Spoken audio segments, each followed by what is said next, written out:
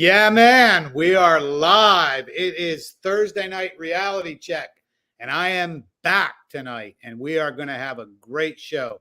I've got an awesome special guest tonight, actually my first guest, and it's Pat Stedman. Pat, how you doing tonight? I'm doing great, Tony. It's great to be back on here. Yeah, it's going to be a good time. Tonight is Women in the Manosphere, and I think this is a great topic. And the reason why is because I think there's been a phenomenon as of late, which is women coming into men's spaces. And I'll get a little deeper into that and kind of ask you your thoughts. But it seems like women are, I don't want to use the word infiltrating. Well, you could use the word infiltrating or um, what's another good word? Profiting on the manosphere right now.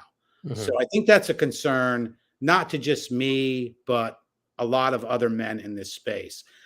Men's spaces are sacred. It is a space where men can talk about their problems. I do find issues sometimes with men getting too personal about their personal problems online. I don't know if that's always a good thing, but I think generalizing about basic dating, relationship, things like that, I think it's important. But I'm curious of why so many women are entering this space and wanting to give their 2 cents. And shortly, too, we're going to bring on 2 female content creators. We're going to bring on Good Mother, Amanda, and we're also going to bring on Minka from Better Biatches. So we're going to get their take on this also and kind of ask them questions. So I think it's going to be fun. Also, I want to welcome everybody from 21 Studios. We are broadcasting on 21 Studios also tonight. So if you don't know me, I'm Tony BRUNO. This is Pat Stedman. Also, one big thing is I want everybody to sign up for Pat Stedman's email. It's 3 times a week, Pat. I think it is 3 or 4 times a week. Yeah, it's about I promise 3 times a week. Sometimes it's like 2, sometimes it's 4, but it's just kind of like I only write inspired work, so I don't I don't have this kind of like you have to. How do I put this? Obviously this is a business, but a lot of people put out emails and it's like everything is just it's there for the sake of being there. And this email list is not that. It's always either one of my really best old emails, which we get one of per week, and then it's usually about 2 to 3 fresh ones that I write based on topics that are going on with clients, interactions I've been having on social media, and just even stuff that I've been exploring because I'm constantly exploring this stuff. So I appreciate you saying that, Tony, but I really do put probably my most love into my email list, which you can find at patstedman.com/opt-in. And you also get a copy of my book, The 3 Pillars of Attraction, when you sign up for the list, which is totally free. Yeah, great emails. It's actually my favorite email that I get. There's a couple others I'll give some mentions to. I love AJ Cortez's email on physical fitness, and also Tanner Guzzi has a great email when he does them about basically about style and things like that. So it's kind of cool. But those are probably my top 3. Of course, 21 Studios. I love Anthony Johnson's emails, always savage. But again, I want to thank everybody that's here tonight from 21 Studios. Again, if you don't know me, I'm Tony BRUNO. I'm just a dude, contractor. That's what I do. And occasionally I like to talk about different issues that are going on in the manosphere and other places. So that's what we're doing tonight. But tonight's topic is women in the manosphere. Also, too, I want to I do some giveaways. I'm going to do a giveaway tonight, and it's Michael Foster's book, It's Good to Be a Man. So all you got to do is check my email in the About section. I'm going to send you this book for free. So It's Good to Be a Man. Great book. I'll have Foster on. In fact, Foster might jump on tonight. I don't know. We'll see. But I'll send you a copy of his book. And I'm going to also throw in some Grondike soap, tactical soap, and a clone stick. So you get a little package tonight. Somebody email me. I'll send it to you. No charge. I don't make any money off this. So I just got to say, tactical soap is fantastic. It is. I'm still using some of the stuff from 21 convention because I got a bunch of them. It's Good to Be a Man is a fantastic book. Michael really did an incredible job with it, and I'm kind of mixed feelings about whether to have Michael on tonight because I'm having. I mean, I hope he comes on. Yeah. Obviously, I'm interviewing him tomorrow, so I want him to like save his juice. Oh, Oh, okay. okay. I didn't know that. Well, that's awesome. Um, Okay, excellent. But so anybody, you can get a free copy of his book. Just send me your info. I don't dox anybody or anything like that. So if you want a copy of his book, send me your email. Email me and send me your address or a PO box or something. Tell me why you want this book, and I'll drop it in the mail to you. That's it. So, but yeah, let's get right into it. Women in the Manosphere. Pat, what I want to do is I'm going to ask you what defines women or a woman in manosphere or manosphere production and content. What is your definition? okay, so I think that there's two, and we're going to talk about these distinctions throughout the course of the show, but I think that there's two very, very distinct phenomena. And the first one, and I think this is the one that people are more irked about, is the women in the manosphere who are women talking to men about men's issues and talking about, you know, really almost trying to tell men what they should be doing, right? About current situations, about, dating dynamics, etc. And then there's the other one, which is women who are manosphere adjacent. And so they may be talking about similar issues, but they're speaking only to women. Mm-hmm. So they're sort of more in parallel to what's going on in the manosphere. But they don't necessarily try, they maybe feed on male spaces, but they don't try to necessarily talk to men. And there's obviously some blur over between that. You see some accounts that, like EV Magazine, for instance, is clearly designed for women, but they do stray over into engaging with men. Um, but yeah, so I think those are the two broad differences between them. Um, I would say that the former is where there's a lot more controversy about because these are like the women who potentially, allegedly, are profiting off of male problems and maybe distorting the conversation, hijacking the conversation, and much more directly taking over male spaces. Mm-hmm. Arguably, we'll talk Why about. do you think a woman would want to do that? What intention does she have? Do you think women genuinely want to help men? I mean, this is where I have a personal issue with that. Like, I do kind of like look at somebody kind of with the stink eye and like, all right, what's the real motive? Do Okay. you think that okay, I came up kind of with a theory like women are basically trying to make up for their transgressions, let's say. Hmm. Okay, that's a theory that I have, whether it's genuine or not. So that's kind of a theory that I have. Maybe like I've lived the whole life and now I've got to make everything better. What I did notice too is I think a lot of these women are, would we say post wall? I guess the wall would be 30. So you know yeah, so that's kind of my thought, like are they trying to give back genuinely because they fucked up, or is it something else? So, like with many things, there's a combination of inputs, but I want to go to like the substrate level first Okay. because it what do women do in general? I mean, what was feminism all about? Women want to be in male spaces. So, I mean, it is natural for women, at least women over the last century. But it is a feature of women generally to want to be around where men are. Hmm. Like, you notice that men have an organization. There's at least some woman who's like, "Why can't women come in here? Like, I Yeah. wanna come in here." Like, because the men are doing things, they're having a good time, they're shooting the shit, they're smoking cigars, they're drinking, um, locker room talk Hmm. maybe, but also, like, that's on the low level, but on the higher level, very often, like, planning things together, strategizing. There's, and, dealing with maybe in certain male spaces, personal issues, right? Mhm. It totally changes the entire dynamic. Now, but women want to be in it because they see men having fun and they see men doing things and they want to be part of that energy.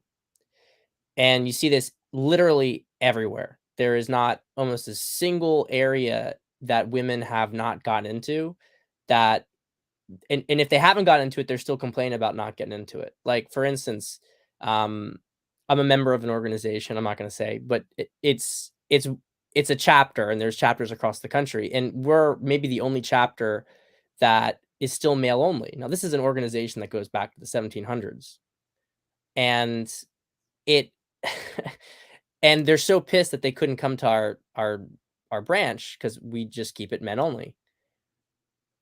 We are the most successful one in the entire country because there's this je ne sais quoi that guys can't get in general in any other domain that's just men being men.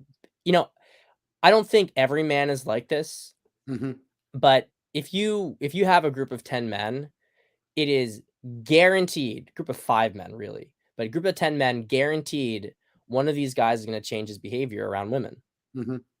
And that in like even just the presence, I'm not even saying it's always even the fault of the woman, but even just the presence of a woman changes the nature of the dynamic because men behave differently. Some men behave differently. Then other men have to behave differently because they're have to behave differently towards that man. Mhm. And actually what it does is it breaks down trust within the group of men because now you have a woman there who, you know, there's some sort of unconscious either some guys are like, fuck this, I don't want to be part of this, or there's some sort of implicit competition over the attention of the woman. Mhm. But the point is that women do this in every single organization.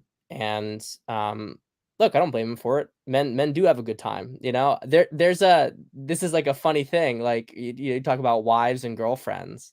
Like they always get pissed like if you have like the guys over on the side and they're talking, they're like, oh, what are they talking about? Like, let's go. There's always like a little bit It's of a like it's like guys are watching football. They're all sitting around having a good old time, and now the wife brings in some drinks or something like that, and everybody gets quiet. yeah, She yeah, drops the stuff off, and then everybody, then it changes. I mean, yeah, that's a woman can change the dynamic of a men's conversation in 2 seconds, yeah, and it's usually the fault, like you said. I love what you said. It's usually like the one or two guys who like just kind of cave, yeah, yeah. won't be themselves anymore. But why is that? Why psychologically does that happen? Well, I mean, because they're betas fundamentally. I mean, if we just want to call a spade, Yeah. guys who really care about how women perceive them change their behavior around women. Mhm. And today we have obviously a beta epidemic. Mhm. So, I hate using these terms, but it really does like how else are you going to describe it? Yeah. The guys who care the least about women, about a woman's validation will change their behavior the least. And usually to the extent that they change the behavior, it's usually to, you know, protect themselves against the guy because they can't fully trust that guy anymore because of Mhm. how he's acting. And so women coming into the manosphere, it's a natural thing, it's to be expected.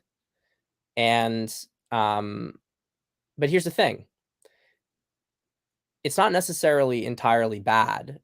And I actually think it's something to be celebrated.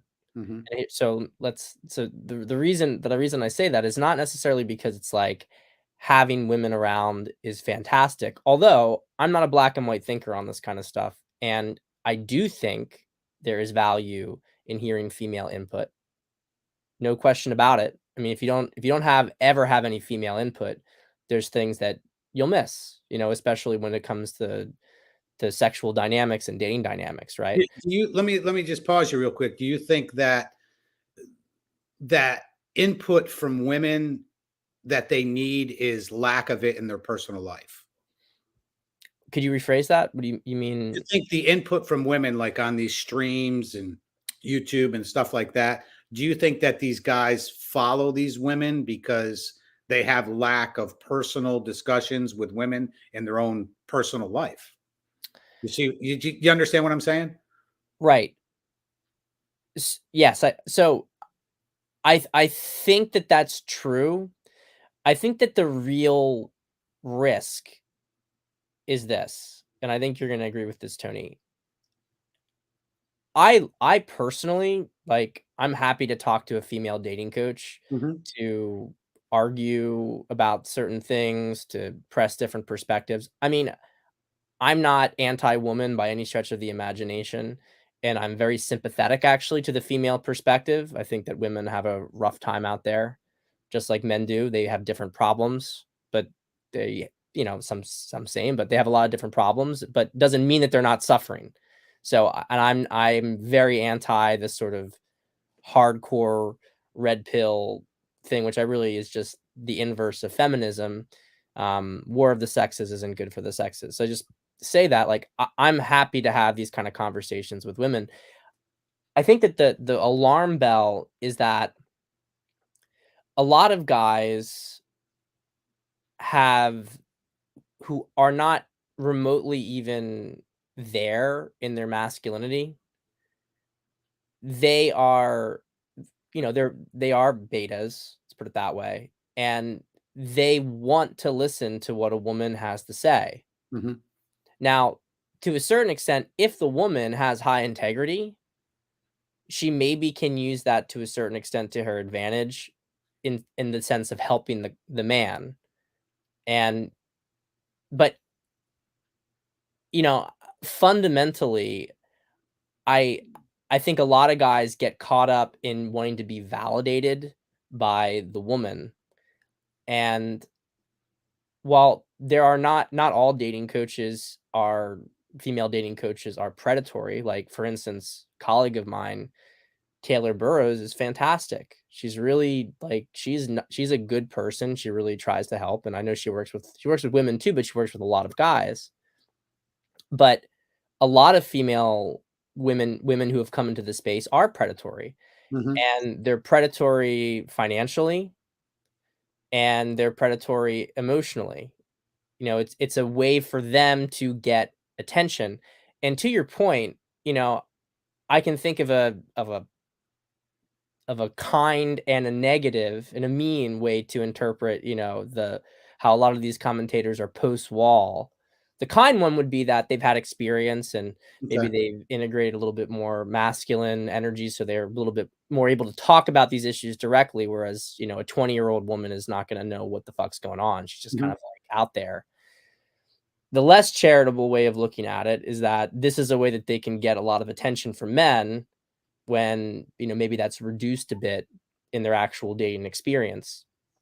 And I think with this stuff, you really have to take it on a case by case basis.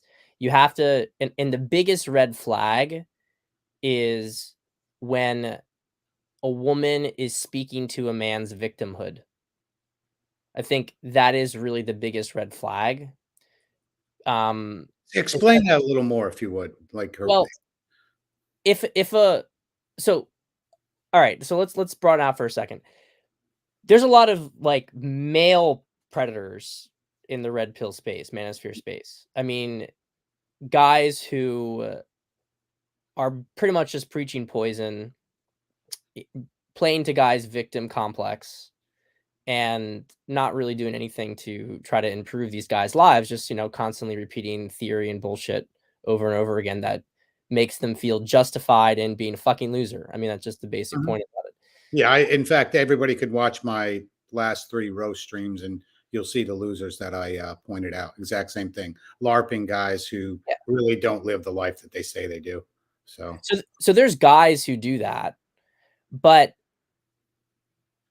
in that demographic, a woman doing it is gonna be super successful because and she's gonna be able to get a lot of money and a lot of, and even if it's not a lot of money, a ton of attention because th she's pacing this guy's victimhood, but because it's a woman, especially if it's like a halfway decent looking woman, then they're feeling understood by an attractive woman for the first time in their lives. Mhm.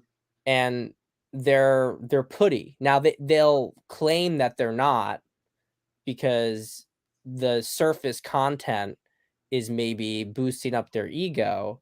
But if you look at their behavior, they're total simps essentially. Mhm. Um, so a lot of this has to do with the weakness of men in general in the space. And I think it's difficult for guys who are trying to be constructive. Like, so this is the thing. Like, for a certain category of men, it doesn't matter that there's some women around for some conversations, right? It doesn't matter. For this lower category though, of guys who haven't even completed the basics, like they need to be in a male only environment with men who are going to call them out on their bullshit. And having a woman come in and speak to those men and kind of emotionally coddle them and take advantage of their weakness, manipulate them, that is, to use something I'm sure Anthony would say is treasonous, right? It's bullshit. It's not helpful, but at the same time, this is the internet. What are you going to do about it? What are you going to do about it? I mean, it was an inevitable thing, and this is what I want to say because this is really important. So, I was saying before how women always go to male spaces if the male spaces are successful. Mhm. So, one of the things that I've been tracking since I really Wait, dude, that's a good one. I gotta kind of simmer on that one for a second. If they're successful, that's a really good observation right there. The spaces that are successful, women are attracted to. And they yes. want part of it. Okay, yeah, go ahead, man. That's a great observation. I love that. So I think when we go back and we understand the nature of men and women in general. So, for instance, it's a really good book, famous psychologist, Roy Baumeister, I think. He wrote a book, Is There Anything Good About Men? And one of the parts of that book that really just stood out for me so much was talking about men being nature's risks. So, for instance, if you look at the bell curve for IQ between men and women, it's the same. Men and women have the same IQ. But if you look at the extremes, there are a lot more super intelligent men than super intelligent women. And so feminists get pissed off about this stuff because they see people in every top category are men. And they say it's sexist. It's not. It's genetics. Men are there are some men who are going to rise to the very, very top because they are designed to be more experimental. What no feminist ever talks about is that there's also, if 90% of the top positions are filled by men, 90% of the bottom are also filled by men. Mhm. 90% of people in prison are men. I Mhm. mean, men, 90% of, when it comes to people with severe retardation, mental retardation, they're men. In an average birth, we say it's 50-50 male or female, right? Boy or girl. It's actually 51% male, 49% female, because by the end of the teenage years, a certain number of men will have died due to genetic issues. Mhm. So nature knows this and casts the dice with men. And it makes a lot of sense because a successful man would probably have more children. Successful men could have more children, right? Might have 2 or 3 women, whatever Mhm. the social structure. Certainly when you go further back, you can see how that would be a plausible situation. It's not this kind of ridiculous thing that people try to say today, which is that, 10% of the guys get 90%. This is nonsense. But is there a distribution curve that 10%, top 10% of guys might have gotten 2 women, right? And then the top 1% would have gotten 4 or 5. You know what I mean? Mhm. Like there is some sort of scaling thing, and the guys at the very bottom wouldn't get any. And that's happened. So But that's just like basic natural selection, isn't It's it? Kind of. basic natural selection, Yeah. right? So men are nature's experiments. And this applies not only simply to genetics, but it also applies to any kind of social movement. So what happens is, and Jack Donovan's talked about this stuff, I know it's, but people have talked about like tribalism, and you have men who um essentially you have like the establishment, let's say. You have an establishment of men, and then you have they have most of the women because they're kind of like the ones in charge. And then you have a group of men that say, fuck this, I'm out. They go off and they're doing their own thing. And they ultimately, successfully perhaps or not, will end up challenging the establishment if the establishment becomes weak, Hmm. right? To try to bring this back home, the manosphere started off as this tiny little thing because the mainstream had so much power. So you had this little group, and it was just men. It was just men who were sort of arguably revolutionary in thinking and sort of challenging a lot of the status quo that was being created in society, challenging feminism. And gradually, these men, as their message, as the communities become more cohesive, I mean, it's broad, but you know what I mean? Like, there is a legitimate culture to this area.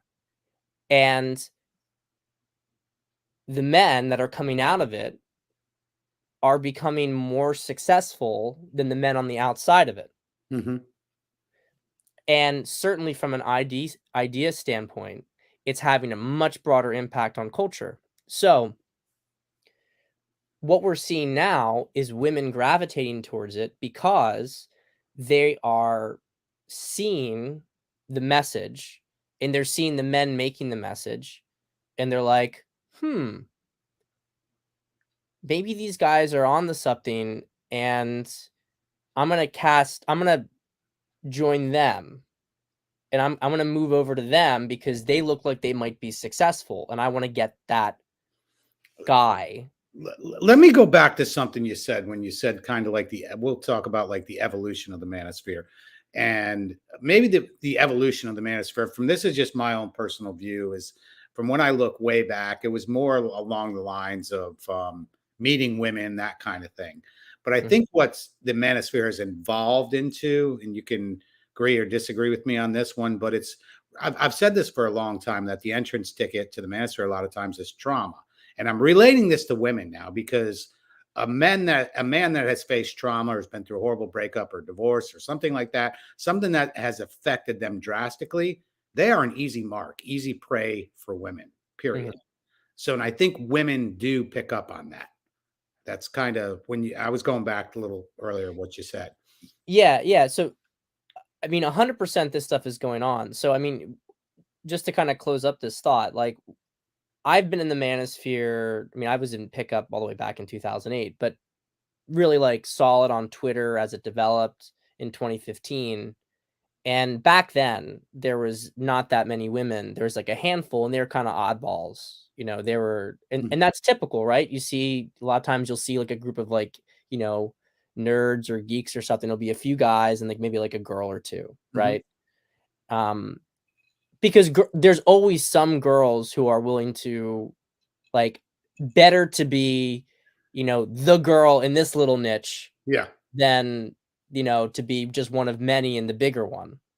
So girls have their own sort of competitive aspect to this, how they, niche down. Some of the if you're a girl and you decide to get into gaming, you're getting a lot of attention. You're a girl, you decide to get into Bitcoin, you're getting like, Yeah.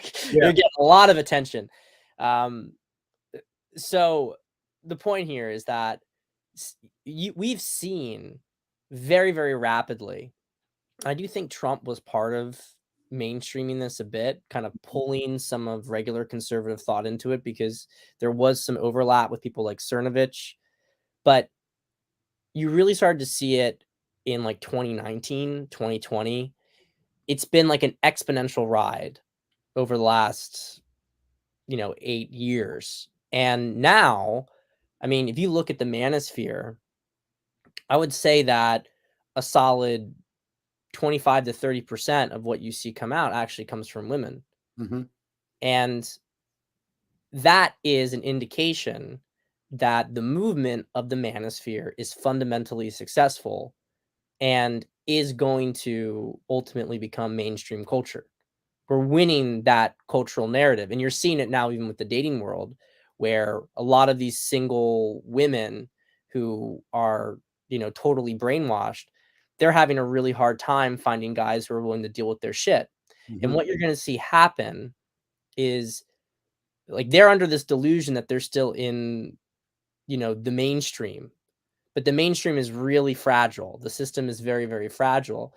And you better believe that these girls are going to be running to try to, like, oh, now I'm with it. They're going to be like last on the sinking ship, like jumping off the ship, trying to jump to where culture's going, Hmm. because they're only in the mainstream because they're told it's what people are supposed to think. So, to your point about women coming after where there's men with trauma, I do see a lot of that, and I think whenever you have, like, a bunch of men who are out there and they're expressing their pain, there's opportunities for predators to come in and take advantage of it. Um, and certainly to try to get a power advantage over these guys. I do think, though, overall, if I had to summarize it, um, especially from just sort of women who are observing, or the accounts I've seen, is that for the most part, it's women just wanting to go where the energy is.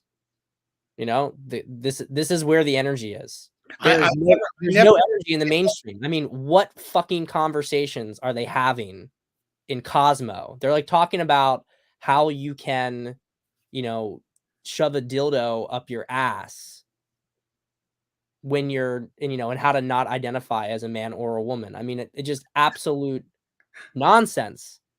Doesn't relate to women at all anymore. Where are the men? Well, the men are in the manosphere. Mhm. That's where the women are going. Yeah. But I want to say this last point, because it does bother me. Nothing, and I've called out women on Twitter about this.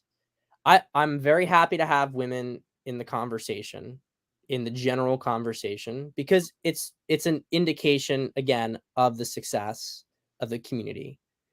But I don't take kindly to women who are sort of very clearly thirst trapping, Mhm. trying to come in and talk about issues with men, and certainly talking about, like, where are the men? Where are the men? Like, fuck off. Like, that girl, Shannon Michaela or Shannon Michael or something like that. I don't have any, like, personal gripe with her.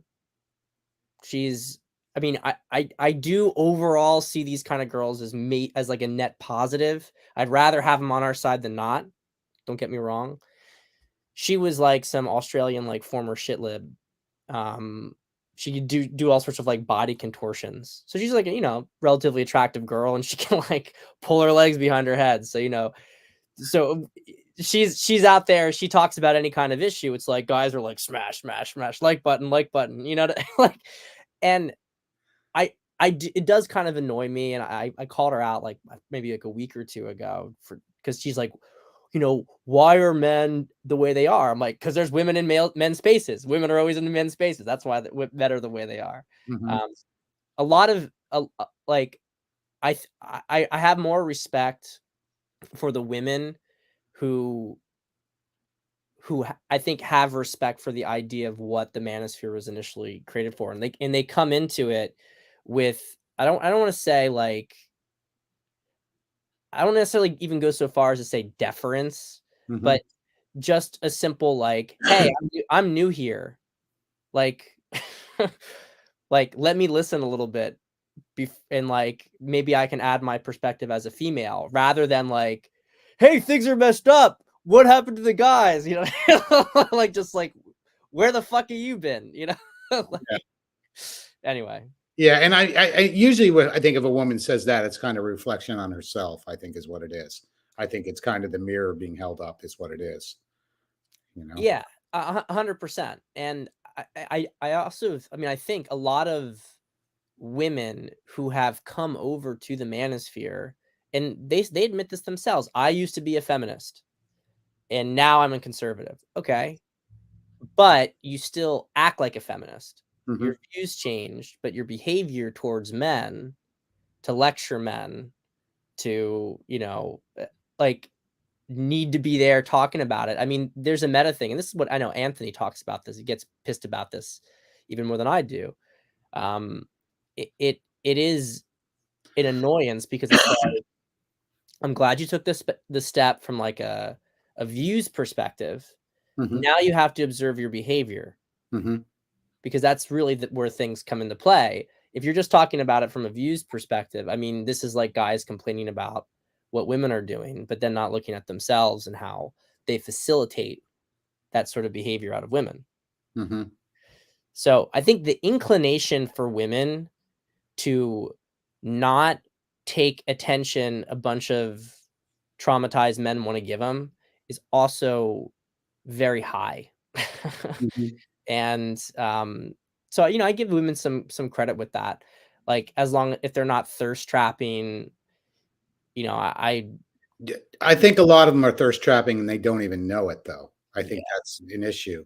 I want to bring up a couple content creators that I've really, since I thought about this topic, there's a few people that I've tried to watch. First one is, I guess it's Pearly Things or whatever her name is. Mhm. And to me, it was unwatchable, unlistenable. It was, I just have no clue why.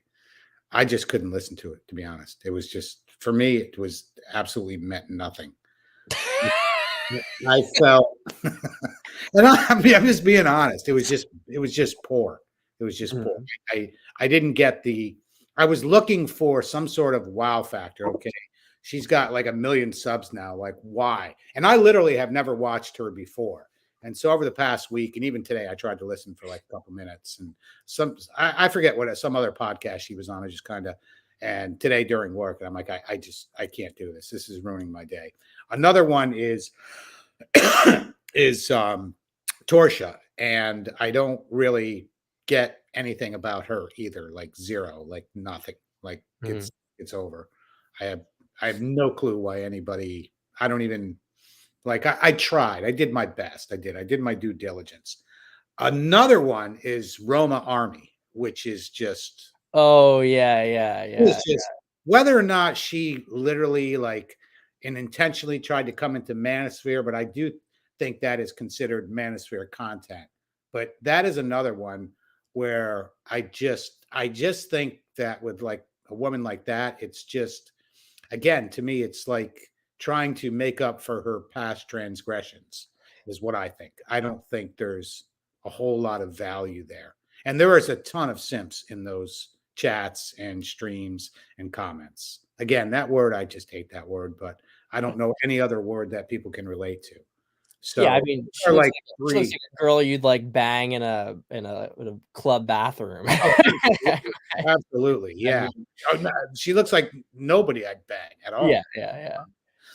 It But to me, it's just like I try to figure out why guys are attracted. And again, I'll go back to what I had said in the beginning: is guys who have been traumatized, like this is now their mommy figure or their faux girlfriend.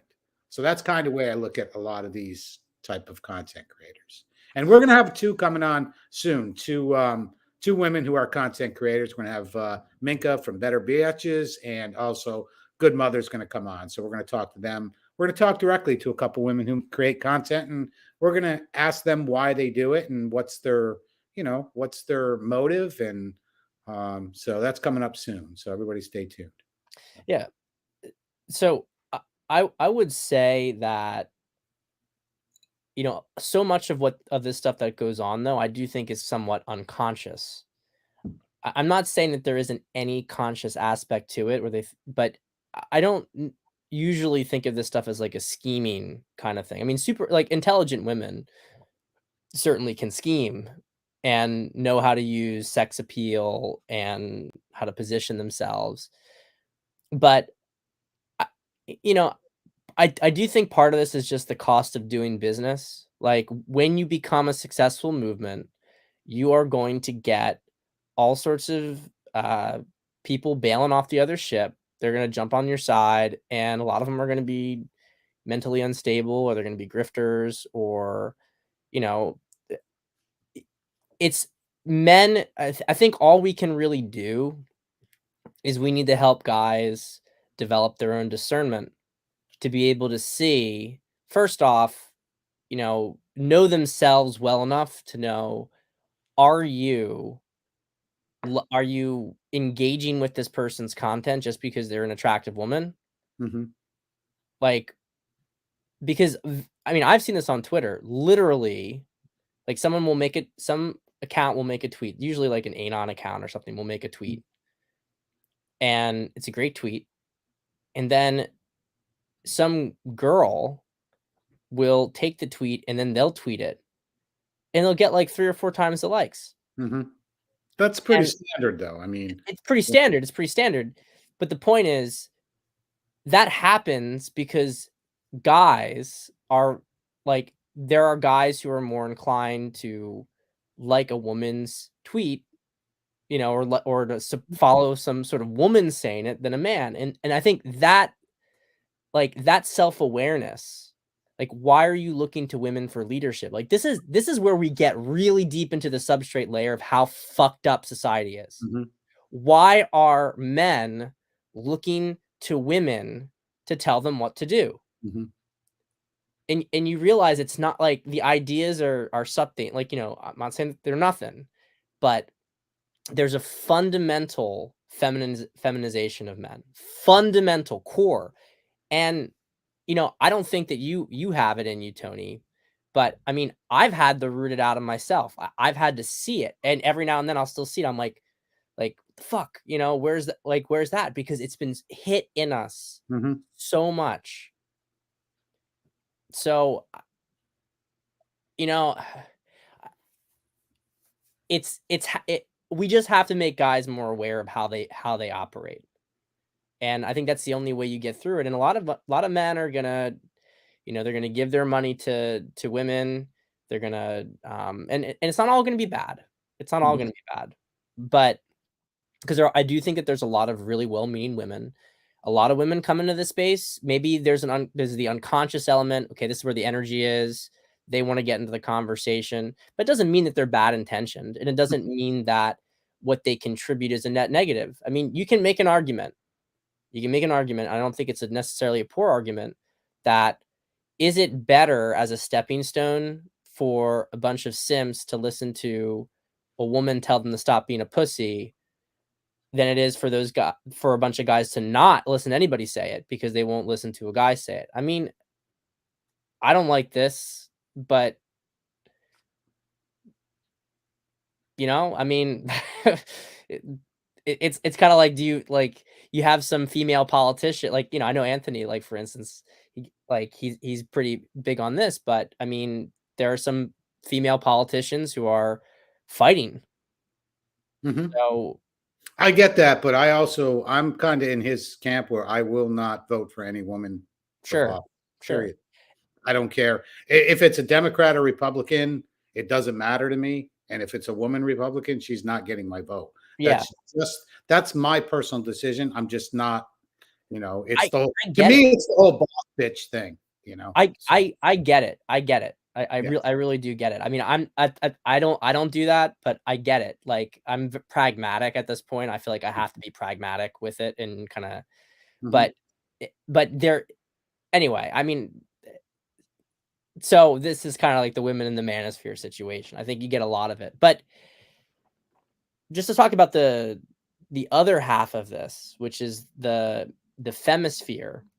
mhm. This is a beautiful thing. It's a really, really beautiful thing, and what I've seen being created by a lot of these women, they have no interest in dealing with what the men are doing. They want to create female spaces, and they're doing all sorts of like holistic health care and cycle tracking and beauty tips and uh, Show another woman how to show a man. I mean, I was thinking about this today. What would I want to see? Show me how to fold a fitted sheet.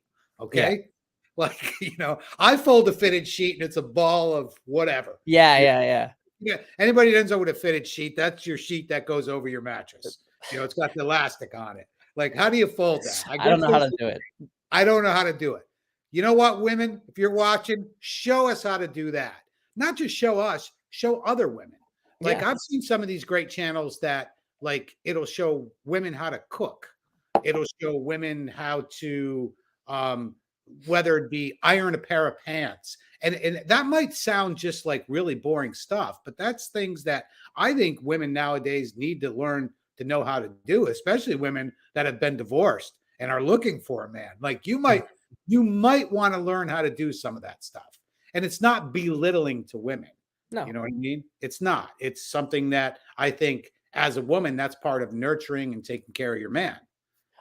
I I said this on Twitter maybe even a year ago at this point, but th- there is um it's mostly on Instagram, but it's probably on YouTube and it's on Twitter as well to a certain extent. You have these, I guess you could call them like mommy vloggers, Yeah. and they are talking about like things they're going through with kids and stuff that happened, and here's this new thing that they got and how it's helpful. And they make a business out of it, but they're Hmm. such a positive influence. They're such a Hmm. positive influence. And I mean, and a lot of the stuff that they sell, like my wife will get it sometimes, and it's actually like really helpful stuff. Hmm. So, but the point is that they are like, it's a female space, and they become aspirational figures. And that's what I love to see. I love to see this femisphere. And I would ask women, I would ask this, and I'm not saying that they have to do it, but I would ask women who are in the manosphere and talking to men, do you feel like this is where you are best serving the world? Or do you feel like you could better serve the world by taking the message, modifying it a little bit, and talking to women? I Hmm. think the latter will make a bigger impact. Yeah. You won't get the attention that you're getting right now. Yeah, I'm so glad you said that because that was my thoughts today. Again, when I plan a topic for a show, my thought kept going to what we need is more women talking to other women Yeah. about what they can do to improve. And, for me, even saying that is almost polarizing to women. Like, what do you mean we need to improve? That kind of thing. Well, you're 45 years old and you're living with a bunch of cats and, you're drinking box wine, that whole thing. You know what I mean? Yeah, you do need to improve. So I think that when I thought about like content creators, things like that are more important than, I'll say, trying to help the man.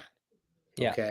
There are a lot of guys that I think that go toward more motherly figures, which I think sometimes I guess is good if you had a shitty mother, Mhm. as long as they're genuine. So, and speaking of my guests, Good Mother and Minka, if you guys want to jump on anytime backstage and we'll start bringing you on here because I'm only going to go about 2 hours tonight. But so you guys jump on if you want and And we'll start getting this conversation rolling even more. and to be perfectly nuanced, which is what I'm known for, I mean, I do think for certain problems that there can be a lot of benefit to a man working with a woman for certain Mhm. problems, certain emotional issue. And of course, a woman who's really a master and expert at her craft is integrated enough to be able to deal with both categories. Mhm. But we're not talking to these professionals. We're mostly talking about a girl who's like halfway decent looking who came in and talks a lot and she knows how to do it. Are they better served talking to women? I think that they are better served talking to women. Um, for the most part, I think that that's the case. But Mhm. what was I going to say here? Or something else I was going to add. I I I don't know about a lot of like just Pearly things. Like I've Mhm. heard of her. I've heard of her guys because I think Tate had some sort of he was on one of her shows, although I don't think I really watched it. But um I don't understand what is it about her that's gotten so much traction compared to like other. I have no idea. First of all, she's not attractive in any way, shape, or form. Maybe that has something to do with it. Like a non-attractive woman talking. Maybe guys like that. Maybe they find it less threatening. I don't know. Yeah, maybe. Maybe she's like just attractive enough to that they would look at her, be okay with like looking at her, but not like so attractive that their warning Yeah. radar goes up, you know? Yeah. I think that's a good point there. Exactly. So like she's so damn good looking. Why is she talking about this stuff? And then like, wait, she's kind of homely looking. Okay. Well, she's got to be legit if she's homely looking. Mhm. That's kind of what I thought about. I, Yeah. I was trying to look at every possible angle when I came up with this subject. So Yeah, yeah. I mean, what was I gonna say with this? I think the big thing that guys have to remember is that there's gonna be women participating in this. It's a public space. There's nothing wrong with it. At the end of the mhm, day, there's nothing wrong with it. Men can create more private communities that are just for men, mhm, and that's what they should be doing. Um, you know, I don't work with women. I have women ask me pretty much every week if I would work with them, if I'll do a call. I don't work with women. I won't work with women. It's not because I don't care about women. I care about women a lot. mhm. And I probably could help women, but there's two reasons I don't work with women. The first reason is that I want to really maintain my focus on men. That's my vocation. I feel that. I feel called to it. I do not feel called to help women directly. I help women indirectly by helping the men in their lives. And I think that there's other I would like to see other women focus on other women, helping women and talking Mhm. specifically about what it's like. Because I don't know what it's like to go to be a woman. I don't know what their lived experience is. It doesn't mean I can't help them, 22 convention. I talk to women, but Yeah, and I you don't got think some your 22 convention speeches are excellent. They really are. They're thank you. just really, really good. And I think any women watching, check out Pat's 22 convention speeches, especially the one I think it was from. It would be, I guess it would be 2 years ago, right? Yeah, the That the was initial 22 convention. the integrated man, Yeah. integrated woman. That's just a great, great, just a excellent speech when it comes to talking to women. I do have Amanda, good mother, backstage, and I'm going to bring her on right now. So we're going to welcome our first guest and say hello. How are you? Hi, Amanda. It's great to see you again. Oh, you're muted. You're muted. Sorry. How are you Okay. guys, Tony, Good. How are Pat? you? Good. Where are you? What's back? Are you like in an archaeological site? No, it's my aquarium in the background. Oh my, okay. I thought it was like super zoomed out. No. Well, Amanda, it's good Mhm. to have you tonight. You've been listening contently, I see in the chat, and Yeah. so why don't you introduce yourself to the audience and kind of tell people what you do, and then I'll give kind of my take on what you do. So, Okay. I'm Amanda. I have a channel called Good Mother. I also have a few backup channels. Crazy Bitch Boot Camp, The Working Man's Hostel. Let's see. Another Good Mother channel. Um, I guess my primary focus for my channel is feminism, the universities, and the psychology field specifically, Hmm. because I see that as the fundamental place where the most ideological, infected, crazy bitches get to promulgate their mental illness. So we have a pretty big mental health crisis in our society, and I put feminists at the core of that. So that's kind of okay, my and focus. is that like that's the core of your channel? I mean, excuse me, I've had the popular flu last week, so if I cough a little, that's because. Oh, the rebranded common cold and flu. Yeah. But yeah, I mean, I've listened to your channel. I didn't know of you or really heard of you before I met you at 21. Yeah. So of course I've ghost watched your channel and kind of checked things out. But to me, the probably one of the biggest things that I've noticed on your channel And I'm going to say probably the most, for me, engaging is listening to guys' stories. Yeah.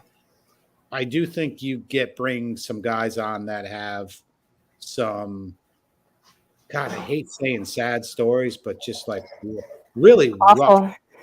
Yeah. just really rough stuff. Yeah. Almost hard to listen to sometimes. Yeah. Well, and what's kind of strange about that, like I grew up with a crazy bitch for a mom. And so those guys' stories is kind of of a reflection of like what my father and my stepdad went through in my upbringing. So like a lot of the complaints that the men have with the laws and how women get away with abusing authority and all that kind of stuff. Like I watched it firsthand. So I know it's a big problem. I didn't know feminists were the cause of all that policy though. I didn't know that until like 2 years ago. So You look at, and I hope to have him on sometime soon, which is Jeff Younger. If yes, anybody watching is not familiar with Jeff Younger's yes, story, it is it's beyond what I can even say. It's not doesn't make sense to me. I'm still processing it after I've known Jeff now 2 years. I'm still processing. Yeah. I'm still processing How? how strong Jeff is. That's I guess I'm processing that more than anything. Yeah. And the things that the attempts he's made and the progress he's made to rectify this horrible situation, not just in his life, but in other men's lives. Yeah. So big shout out to Jeff Younger. If you don't know his situation, it's something that you have to kind of do a deep dive into to really to understand it. And what's funny is that on my Instagram recently, I had put up basically a segment from when he was on Tucker Carlson. Put that up. Oh, I think it was January 11th. And for some strange reason, the algorithm took it off. And for me to have a reel that I think it has like 10,000 views right now. And I can't even tell you how many likes. So for some reason, Instagram kind of cut that one loose. And I was just surprised on how many people have just commented on that little, whatever it is, 2-minute clip. Yeah. And I did take the most brutal part of his appearance on Tucker Carlson. And so maybe that's telling me that maybe some of this woke culture is getting unwoke right now. Yeah. Yeah, I've actually, I have a stream to do hopefully sometime this weekend because I follow my local university, which is Texas A&M University. To anybody who doesn't know, the diversity, inclusion, equity policies that are happening at our universities that are putting women in positions they don't belong in. But I guess there's some Texas law that they're really worried about to what is it, to ban all DIE initiatives. They're actually the professors, the feminist professors, these little terrified tyrants are really worried about it. So it actually makes me really happy. I do have Minka backstage, so I'm going to bring Minka on. Minka is one of the newest content creators, and I would call her a manosphere content creator. She had an appearance on Fresh and Fit, I'll say, in the past couple months, and she might want to talk about that, but we're going to get her input too. So I want to welcome Minka tonight. Minka, how are you? I'm good. How are you guys? I'm good. Have you been watching and enjoying Pixar? Okay. Good talk. So why don't you introduce yourself to people that don't know you and introduce yourself to Pat Stedman? My name is Minka. I have a channel called Better Biatches, and we by I mean me and anyone who's there. We have done interviews to kind of highlight what the manosphere is about in regards to men's perspective and like why they chose whatever sector they're in, so that women can like understand it better than it's not just like misogyny. And then we also have girls' night and guys' night. I haven't been streaming for the last 2 weeks, so it's a little spotty right now. But my main focus is actually on what you were talking about, is reaching more women. Yeah, I like the idea of almost acting like a translator Mm-hmm.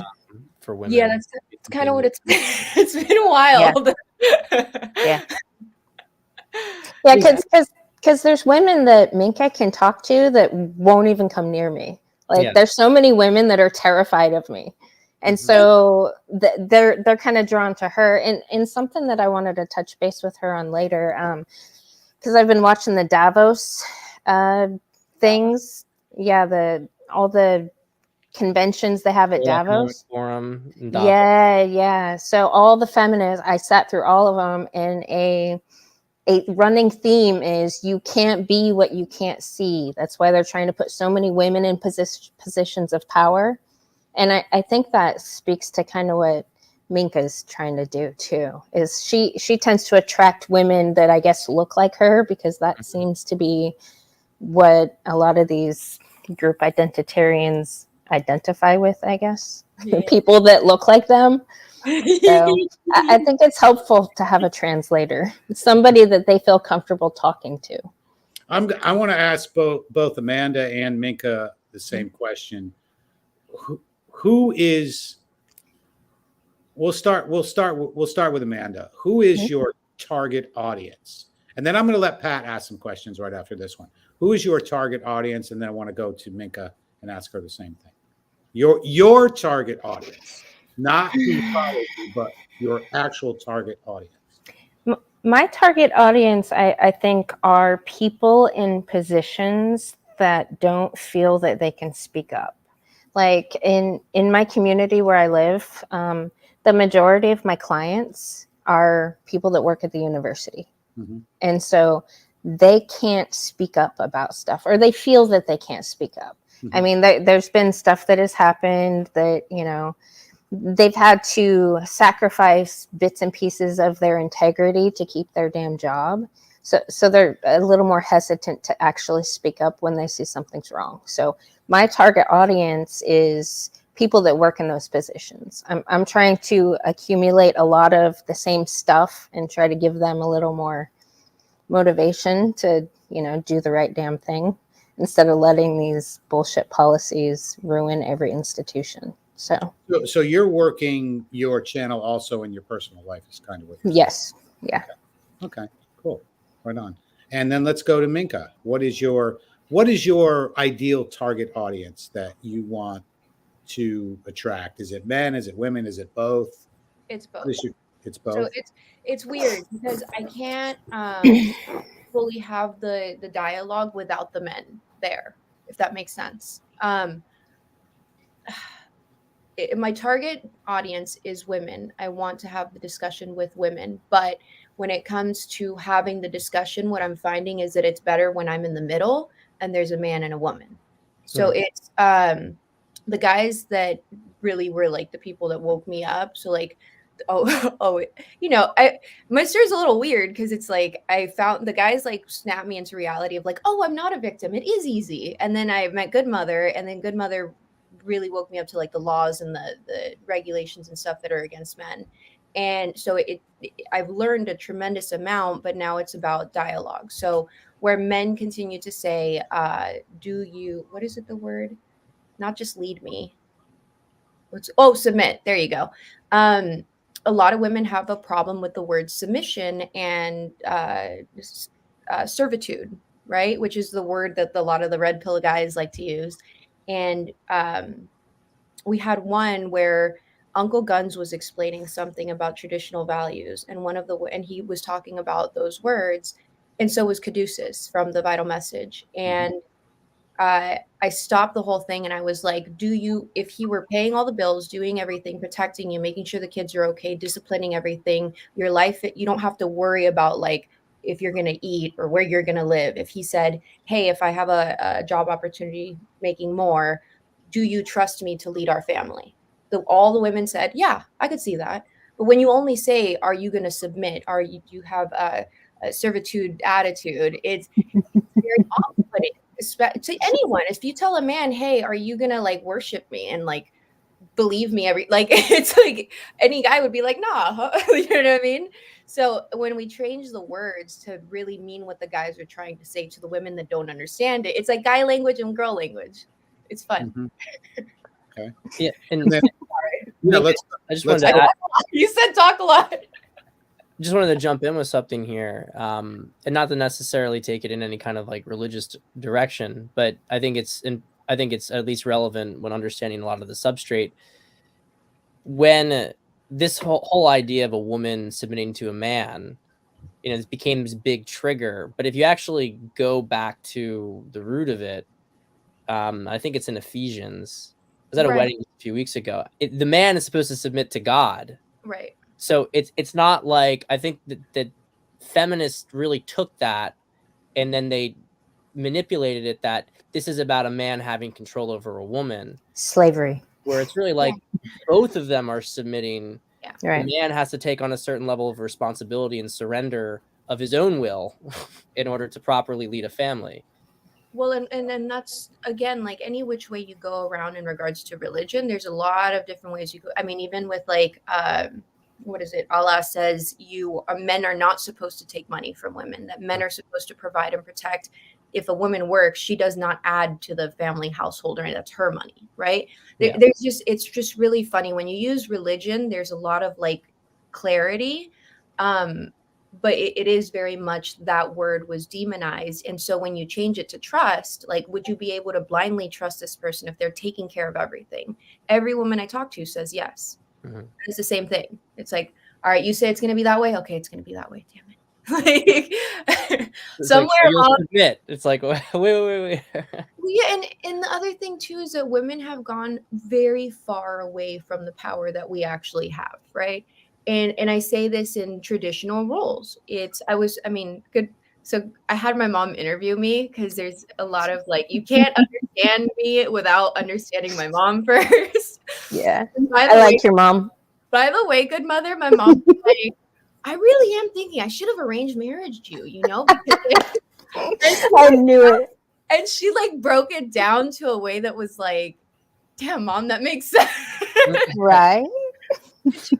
Like, back in the day when people do arranged marriage, it wasn't the way people demonize it. It was your mother and your father were the people that knew you the absolute best. So they weren't going to choose whatever trash was around, like in the Roman Empire, you have to marry a king and a queen. No, you were a regular person, but you still had to find a good high value partner. And so she was saying, she's like, you would talk to the family and they would talk to you and you guys would put money together to show that you were wealthy enough to have that person. And you find person, okay, I think he could be okay with her problems over here. Okay, I think she could be okay with his problems over here. And that's how it would work out. And I was like, I don't want to talk to you anymore, mom. It sounds good. what you're saying is make dowries great again. Oh man, dude. Yeah. We did the interview and Good Mother was asked, my 12-year-old sister was there. And Good Mother asked my mom, would you consider an arranged marriage with my son once your daughter came of age? Boy. I have an 18-year-old son. So. Yeah, my mom was like, I could consider that. We'll talk after. Right. It was funny. I just wanted to see her response. I was half kidding. Well, and that's the thing though. She keeps talking about it now. And so, and then you also take into consideration like the way that she is hard on me, right? So I've been saying a lot that men, and I say this to people, they don't have anything to say back because women were raised to believe you can do anything, you can be anything. No matter what you do, someone will always be there to help you, whether it's your family, your loved one. I'm sober in AA, and even we have a problem with women staying sober because there's always a drug dealer or a boyfriend or someone that's going to take care of them and prolong the whatever. My mom raised me, and men are raised to believe that you don't deserve anything. You're not owed anything. Nothing will ever be given to you. You have to work hard for everything. And so you have these total polar opposites. And as we adult, as a woman, I'm like, it's easier being a man when really it's easier being a woman. We do have issues. I'm not going to sit here and be like, we don't have any. We do. 1 in 5 women are raped. Like that's a serious thing. There's women that don't feel safe. That's a serious thing. But in comparison to all of the things that men go through, it's like, I feel bad for you guys, but like, I've the black pillars like self and all of them have like woken me up to the fact that I do have a golden ticket. I do have way more potential and ability. As you've said, Tony, I went on Fresh and Fit. I went on a what was it? A Universal Telemundo dating show. I have been able to be a guest on multiple men's podcasts and panels, and I've been invited to a lot more things simply because I'm a female. Now my only goal when I do that is I'm saying the same message that we talk about on Good Mother stream, on Tony's stream, on the Vital Message, when we're behind the scenes with like Rishi and Uncle Guns and Self, and we're talking about the issues. That's the same thing I'm talking about over there. I'm just translating it differently when I'm talking to women. It's softer and nicer. Which is helpful because I really don't care about these women's feelings. So I think me and Pat here, I know Pat's, I'm going to ask a couple hard questions. I do think that, do you guys think that you guys collect simps? Period. You do or we do? Do you think that you collect them? Because I do. I think there are guys that do simp for any woman that's on any platform, period. Plain and simple. No, like, do you guys think that you collect simps, period? I think it would be unrealistic to say no, like inadvertently or whatever. Like it's gonna. I mean, I can tell you. I mean, there was a show. There was a show with I think it was Caduceus's dating show that you were on, and you actually asked the guy if and I remember I remember it was Duke from Duke and Don. I remember his facial expression from that show when you had asked if you could peg a dude. And I had to look up what pegging means. And I'm like, oh, Jesus. And I'm like, it's worse. And the one dude had said, yes, I'd try it. Pat, this is no lie. And it was on a stream. I was literally like, I looked like Beavis and Butthead, just like Beavis, like with that look.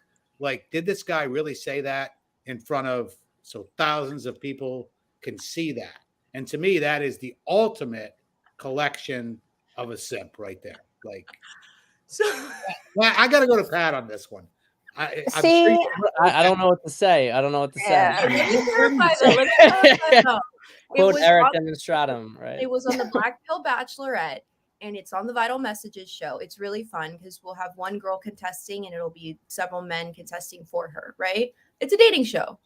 And I was just, it's the internet. We troll. They're black pillars. It's hard trolling. So I asked, because I didn't think anyone would say yeah. And when this man said yes, I would be into it. And there were certain men that anything that I would say to like push the envelope, they were open to it. Not just open to it. They were like, that sounds like a plan. And I was like, oh, I don't like you.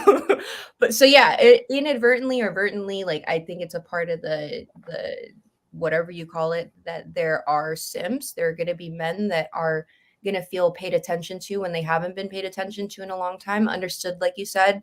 And it is a very vulnerable thing, but it is, like you said, the responsibility of do not do anything with it. Right. So that's one of the first things that I woke up to is the simple thing of like, I'll tell you this. It's so fucked up.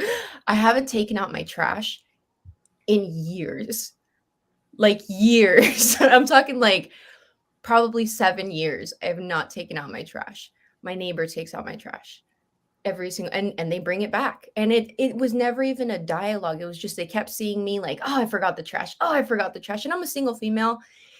And the guy just takes out my trash, right?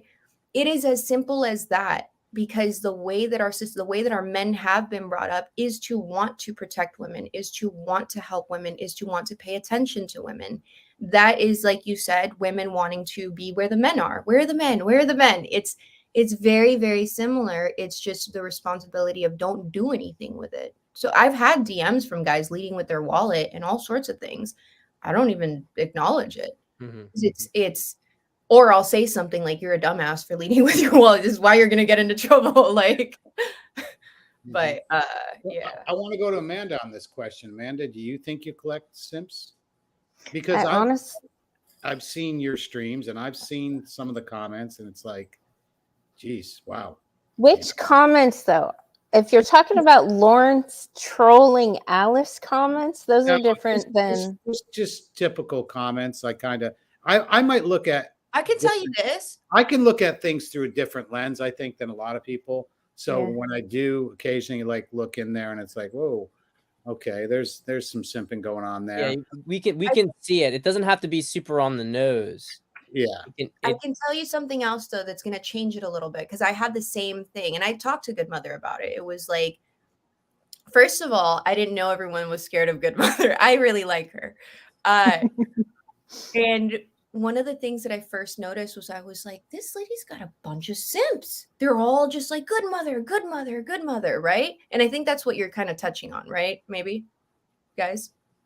I mean, Yeah, I haven't well, seen the channel, but I mean, I've seen similar, so I can. I don't know, because honestly, I hang out with the group of men that have the worst reputation for hating women. So And that's why I don't.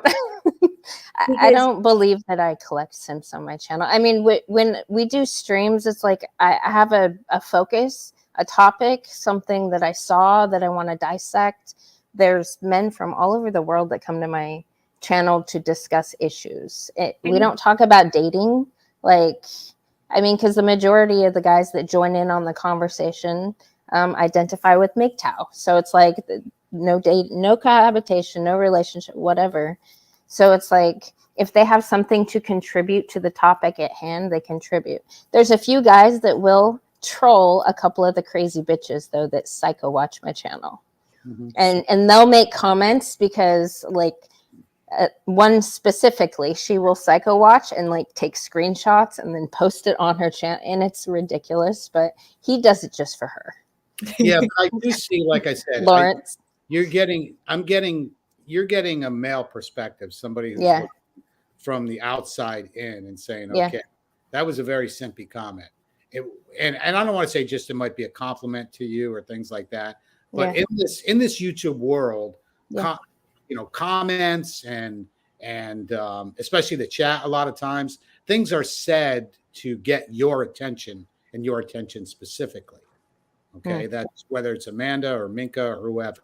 So I think there's levels to that, but simping is simping is simping. Whether it's a low level, high level, but I do see it. And I do think that any woman on YouTube and a YouTube channel will collect. But Pat, you want to go ahead? Well, yeah, I mean, I guess, so I think this is an interesting thing from like a definitional standpoint, because we're calling it simping. And it really is a spectrum. And I think, maybe there's a specific, like, you have to really gauge what is the intention. And there's a lot of unconscious intent that, the guy himself might not be aware of. But just to kind of give an idea of this, I mean, if, being a woman speaking out about some of these issues that guys face, there will be guys who are maybe more protective over you. No. That I do have, Pat, because my channel, I host a lot of guys for complete free speech. So they're actually really protective over the channel. Yeah. Like they highly value having that space where they can say things that they're afraid to say on their channels, because a lot of them have, they're on their 5th, 10th, 16th channel because they say things and they get canceled. And my channel is still standing after all the shit that I say. And that's what I wanted to touch on when I said the whole simping thing that I have seen. I'm a simp for Good Mother, 100%. And that's what I wanted. I wanted to give the shift of perspective, because the majority of the men in the it's MGTOW, so they're not they're the most apprehensive out of all the groups that I've been around. And what I've seen is, and I talked to you about this, I was like, aren't they simps though? And what I've experienced myself, which changed my perspective, was when I've had so many different situations. And as a female, I think Good Mother and I both can contest it. Like, there's going to be men and definitely a lot of women that are not liking it, like not liking us or a channel or whatever. And for me to be able to first experience the freedom of speech I did with your channel, like being on there and being able to say the things that we're saying, and have that liberation was like, oh, I like being here, right? And then on top of that, whenever I'm having like a tough go, like I had an issue with another content creator a while back, and I came and I talked to you, it was like, it's a safe, it really feels like a safe space. And that's a dialogue where we started talking about where did all of the issues start from? And Good Mother was saying that it was motherhood. And I've talked to a lot of people. It's like, yeah, we did have a spike in people having children that did not want to have children, that weren't ready or whatever. And anyone that I talked to with issues that we're dealing with on a societal standard, they adhered to the messages being said because of bad parenting. It all comes down to the same thing. And so again, it's like there's two different, I think there's, like you said, there's a spectrum, right? I think that when it comes to Good Mother's channel, it is really has been a standing and safe space, and she hasn't changed her position. She hasn't been like, oh, by the way, here's my new course, here's my new this, here's my, you know what I mean?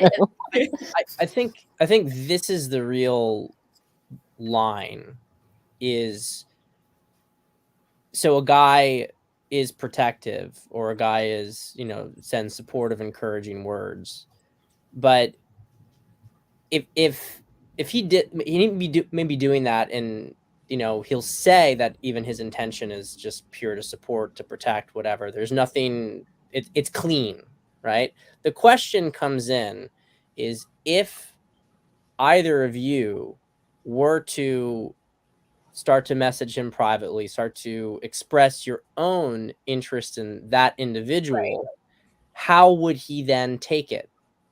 Right.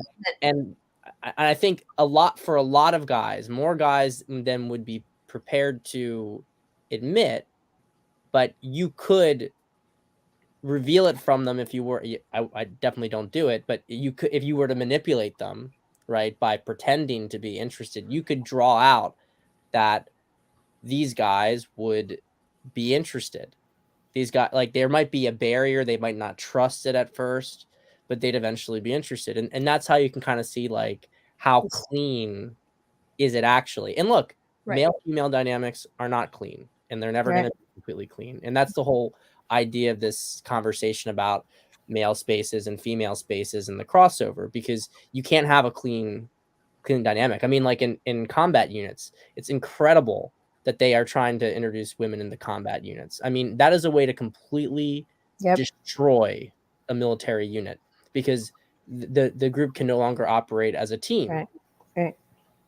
So anyway, I wanted to throw that out there, because I think you can only peel it back once there's been sexual availability from the other party. Right. Well, yeah, but that's contingent upon the sexual availability of this part, or like this side, you know what I mean? And that's where the responsibility, like I said earlier, comes into play, where it's, you can pretty much, I mean, you used the example earlier of, or no, you didn't, but Roma Army is one that I really, right. And it's very easy to see, like, okay, I see it. I think that it's pretty, it's also, didn't she like try to kill herself or something? Dude, like, she's gotta look, for me to roll my eyes at that statement says a lot about the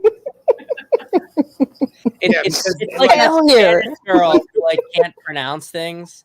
Like, I didn't know how to say, yeah, that's a French accent, but you know what I'm talking about. You know that girl. You know that girl. There's also, like, I mean, we've talked about it before too. Roma Army came from the what is it? She was from the Romanian orphanage, and it's been said, like, there's a lot of sociopaths. They couldn't hold the babies, right? So it kind of like, for me, it's like, oh, okay, that makes sense. I feel bad about what I said now, because she's probably sexually abused. She probably, and that's the thing. That's the thing where it's like you can deduce a person by a lot of different things. You asked about pearly things. The reason she got so big is, number one, she was in the Europe area, which is this is brand new over there. So that's number one. They have an American female talking about these things, but she's not. She just to me. Sorry, Good Mother, I still don't like her. To me, she just keeps condemning it and not creating a dialogue, which is very difficult to watch. But then she also played the part. She could talk about that she does have sexual experiences with other men, but she's always wearing like the sunflower dresses, and she's saying what men want to say. They want to say this. She is. They want, right? Say, not want right. to they want to say. Right. So watching a woman get away with being able to say these things to other women is where the excitement comes from, is where Yeah. the popularity has come from. Because, and I get it, because it's if any man tries to have these conversations to a regular woman, there's a lot of issues, and it's the scary part is the ramifications that a man can go through with just, you know, it's like a whole Let me ask everybody on the panel here. Do you think a lot of these guys that go on these streams and listen to these different women, including guys that listen to you, Amanda, and to you, Minka, do you think these guys are just addicted to attention and have nobody to talk to? Is that why they do it? Because I see things that, like, when people say stuff on streams, I sometimes I sit back and like, why the fuck would you even say that? You know, like, I'm like On my streams? on a lot of streams. generally. I mean, like, to me, it's like, isn't that just to the point to where it's too personal? And the issue that I have is a lot of times is that, like, sometimes guys, you just need to buck the fuck up, just like buck up and be a fucking man and quit fucking complaining and quit crying, because I see a lot of crybabies. I see more crybabies in women's manosphere women's spaces than I do in any other men's spaces. And I always feel like they need to cry to the woman for some reason. I don't know why. Maybe it's a mommy issue. I have no clue. But that's kind of my personal observation. I want to go to Pat on that. I think that they resent being a man. I mean, this is what I've always said about, like, people like Rollo, who are obsessed about all the things that women can get away with. Like, yeah, women do have it, quote unquote, easier from a certain perspective. I mean, I think it's a completely different experience of living and have a completely different experience of problems. But the thing is, I'm a man and I like being a man. I like having problems to solve. I like having responsibilities to bear. I don't want to not have that stuff, because I know that when I have not had any of that stuff on my plate, when I don't take on tasks, then it's like, what the fuck am I doing with my life? It feels pointless. Like, I get meaning. And I think men who have actually stepped into it get meaning out of being a man. The problem isn't that men have to take on responsibility. And when guys complain about that stuff, like, I just see it, like you said, Tony, crybaby. I mean, that's somebody who themselves has completely rejected being a man at their core. The complaint is not about taking on responsibility. The complaint is about not getting authority for taking on responsibility. That is the valid complaint, because that is what's not right, so to speak. Although complaining about it is also, in a certain sense, denying, giving authority to somebody else because you're going to complain. Right. Like, if you're going to opt out of the system, if you're going to opt out of this dynamic, like, you don't do it by, like, whining about it online all the time. That's not sub-communicating what you think it's sub-communicating. Just go and do stuff on your own and build stuff on your own. And, there's a bunch of I took my children to some, like, model train shit. This is going to sound like totally off base, but bear with me for a second. We went to, like, a museum in New Jersey called Northlands, and it's like this enormous building. It takes like 2.5 hours to go through it. It's a guy, he literally built, like, this entire model train thing that goes on for, like, hours and miles, and he spent years doing it. And this was, like, a complete fixation and focus of him. And it's kind of like, okay, it's kind of nerdy, right? But it's kind of cool. Like, he just dedicated his focus to that. And guess what? He had it was his wife that really encouraged him to do it. Yeah. And but after she passed away, another woman came towards him because he was like, I'm not thinking about women anymore. I'm just going to be focused on building this. And a woman's like, oh, there's a guy on his path and his mission. I want him. And so he fell in love again. It's like, if guys would just stop fucking complaining and do things. Like, don't do it for women then. You're pissed off at women. You don't think women don't respect it. So go build something great. See what happens. Like, that's MGTOW. That's like the original MGTOW. Yeah. And you know, I've always had kind of a thought on MGTOW. I always thought it was I think it's a healthy place a lot of times when a man goes through trauma to go and visit. But this is my personal opinion, is like, enjoy it, live it, build your empire, but don't pitch a freaking tent there, man. Like visit that place for a while, understand yourself, get your authenticity back, get yourself back before you, I guess, complain too much. But sometimes I guess these different channels and MGTOW channels are a place for guys to get that shit out of their system. But how many times can you do it? That's the problem that I have. That's my pushback on some of this stuff, because I suppose that there are guys who are quiet, who maybe go in and visit the place and they don't say much and they kind of absorb it and then they kind of quietly move on, and fair enough. But in terms of like main commentators, I don't see anybody moving on or processing. I just see guys complaining, and it's effeminate to complain.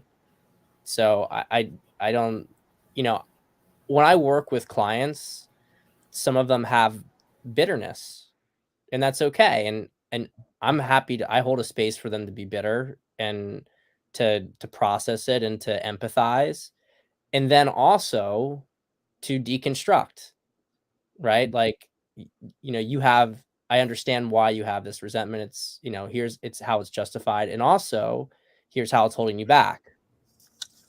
And that's when they actually, you know, that's how they start to heal and move forward. They need to be in the presence of a man who's more experienced than them, who's gone through it, a mentor, and they need the mentor to hold space for them and tell them to stop being a pussy at the end of the day. Michael, that's a great one. That's, you know, I get a little tired of the crybabies. I don't know what and I hate saying that to a man, but sometimes, man, the only thing I can say is you got to buck up. There's times to be a man. Like, you got to step up. You've got to control your own freaking life. You get to the point to where, you know, I've seen channels for years where it's the same guys in the chat complaining about the same thing. I don't care if it's like a Rollo channel. I haven't watched Rollo in, I don't know, forever. I could go in that chat and I'll guarantee it's the same guys. He's never yours. It's just your turn. Blah, blah, fucking blah. You know what I mean? So, like, men need to learn to be strong, and a part of masculinity is dealing with your own problems. Just plain and simple. And that's tough. That's tough sometimes. I get that. But I think it's important as men that sometimes you got to separate yourself from all the clutter, all the noise, and take care of business. Take care of yourself. Take care of your body. Take care of your health. Things like that. You know, I've had the popular flu. But, you know, I went to the doctor on Thursday and it was just a checkup. And he told me, he had said a lot of guys that weren't in shape could not handle what I went through last week. You know, for me, it was just 2 days, where other people, it's lasted weeks and months and going on. But that's part of being a man, is handling your business. But don't we get to the point to where the crying and the crybaby shit just has to stop? Isn't that what's part of being a man? Also, we have Michael Foster. It's good to be a man. So welcome, Michael Foster. I'm giving this book away tonight, free copy to somebody. So, really? Very cool. Yeah, thank you. But, I'm just here because I miss you, Tony. I miss you. Yeah. And then I saw Pat was on. I see we have some ladies here I'm not as familiar with, but it's always good to see Pat. I almost wanted to put my white T-shirt on. We look like Bruce. We do it Bruce Willis style tonight. But I'm looking forward to chatting with you tomorrow, Michael. Yeah, what time are we doing that again?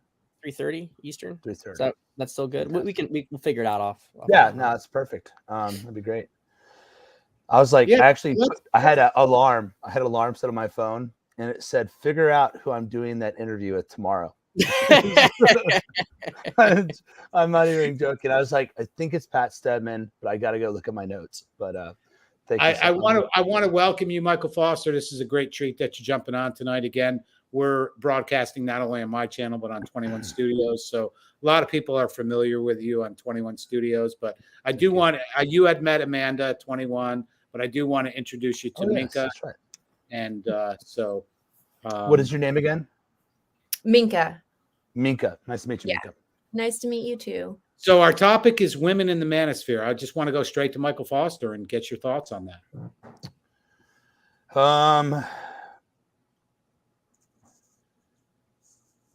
I mean, I get why they're here. I get, so women want to help men. Women like attention. And I'm sure there's a mixture of all those things going on in terms of motives. That I think there are some, I've seen a lot of women that go into the space that want to try to be helpful to guys that are out there struggling. And it comes from a sincere place. God made Adam first, and then he brought Eve to him, called him a helpmate suitable to him. So I think women do have a general desire to be helpful to men. And I think that's a good thing. And so I understand why they come here. I also know, though, that that the desire to be seen and to be desired in various ways, it's like high school. People like being popular. People like being liked. And people even like attention sometimes when it's negative attention.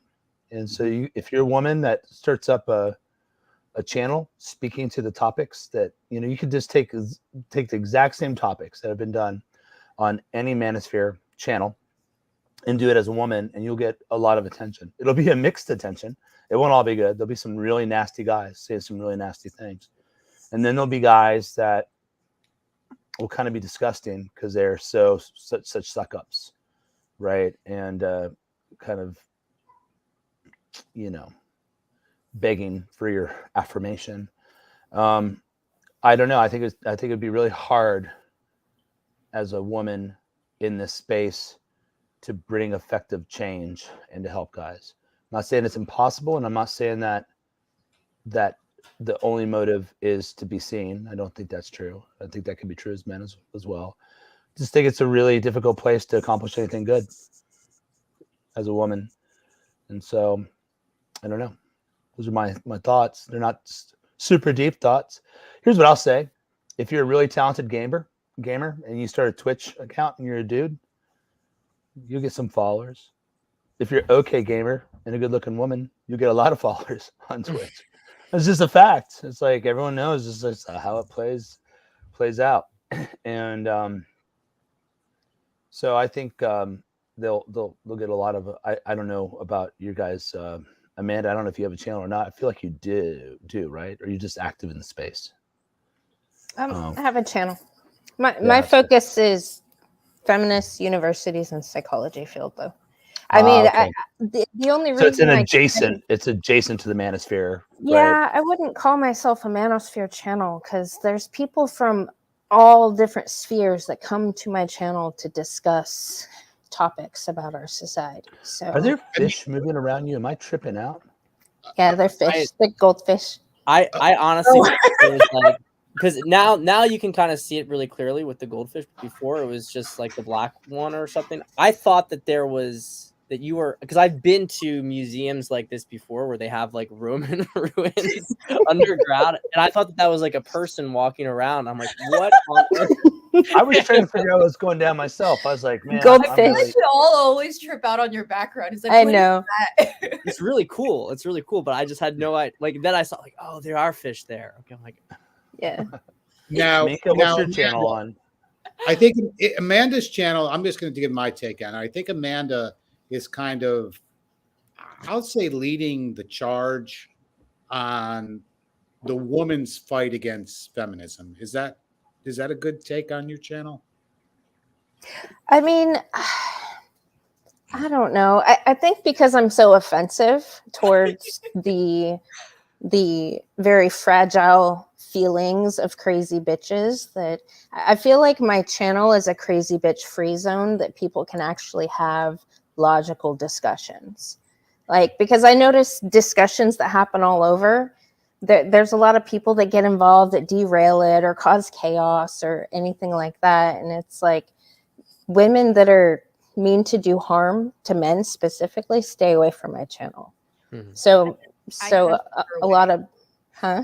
I'll send them her way. The ones I can't, like the ones that are like a wall and it's like nothing is going through, send them to Good Mother. Yeah, they won't come. They won't talk to me. So, I mean, I don't know what it is. They're terrified to have an actual conversation, an adult conversation with somebody, I think, that won't buy into their victim mentality and their poor me bullshit. So, I don't know. I just don't play the game. So, Minka, what's your channel about? It is targeting women to have these discussions, but kind of we'll just say we'll translate it.